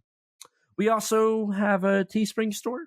Eventually, we will have original artwork on there, but until then, you can sport our awesome logo on a t-shirt or maybe even a coffee mug. If you'd like to chat with us, check out our Discord server full of others that have similar interests to you. Recently, in the General One chat, there is actually a conversation going on about how movies can be masterpieces, and admitting that some Godzilla films are flawed. I'll tell you one film that is not flawed, and that is Godzilla -1. I thought you would have said Ghidorah. Ghidorah is one, too, and there's a couple others I'd say are not flawed. Yeah, like Final Wars. Don't forget to subscribe to our YouTube channel and hit the bell so you can be notified anytime we upload a video. We sometimes post exclusive to the channel, like bloopers for episodes or minisodes talking about news or other subjects. We also have an interview with Mechagodzilla designer Jared Kerchevsky on the channel, and I definitely butchered his name. I am so sorry. And huge thanks to Rex for editing all of these episodes and all the other content we upload. His links can be found in the description below. Along with Rex, we'd like to give a huge thanks and shout out to Danny DiManna of the Godzilla Novelization Project for his amazing vocals on our theme song. You can support him by following him on Twitter at danzilla93_GNP or visit his website GodzillaNovelizationProject.com. And a huge thanks to Grattan Conwell from the podcast Giant Monster BS for composing the music for our theme song. You can support him by following the podcast on Twitter at GiantMonsterBS or on any podcast platform under the name Giant Monster BS. And with that, we're going to wrap things up here. So thank you guys so much for listening. We are done with the 1960s era of Godzilla films. On to the 1970s, whenever that may be. It might be sooner than you think. Wink, wink, nudge, nudge. And with that, all we have left to do is say, please remember, life's too short to not talk big. Bye, guys. Bye. We are set, we are in debt, there's nothing to sweat. Life's too short now, baby. To not too big now, baby. Conversation. His name's Elijah, baby. And also Rex now, baby. We love those kaiju, baby. And you will too now.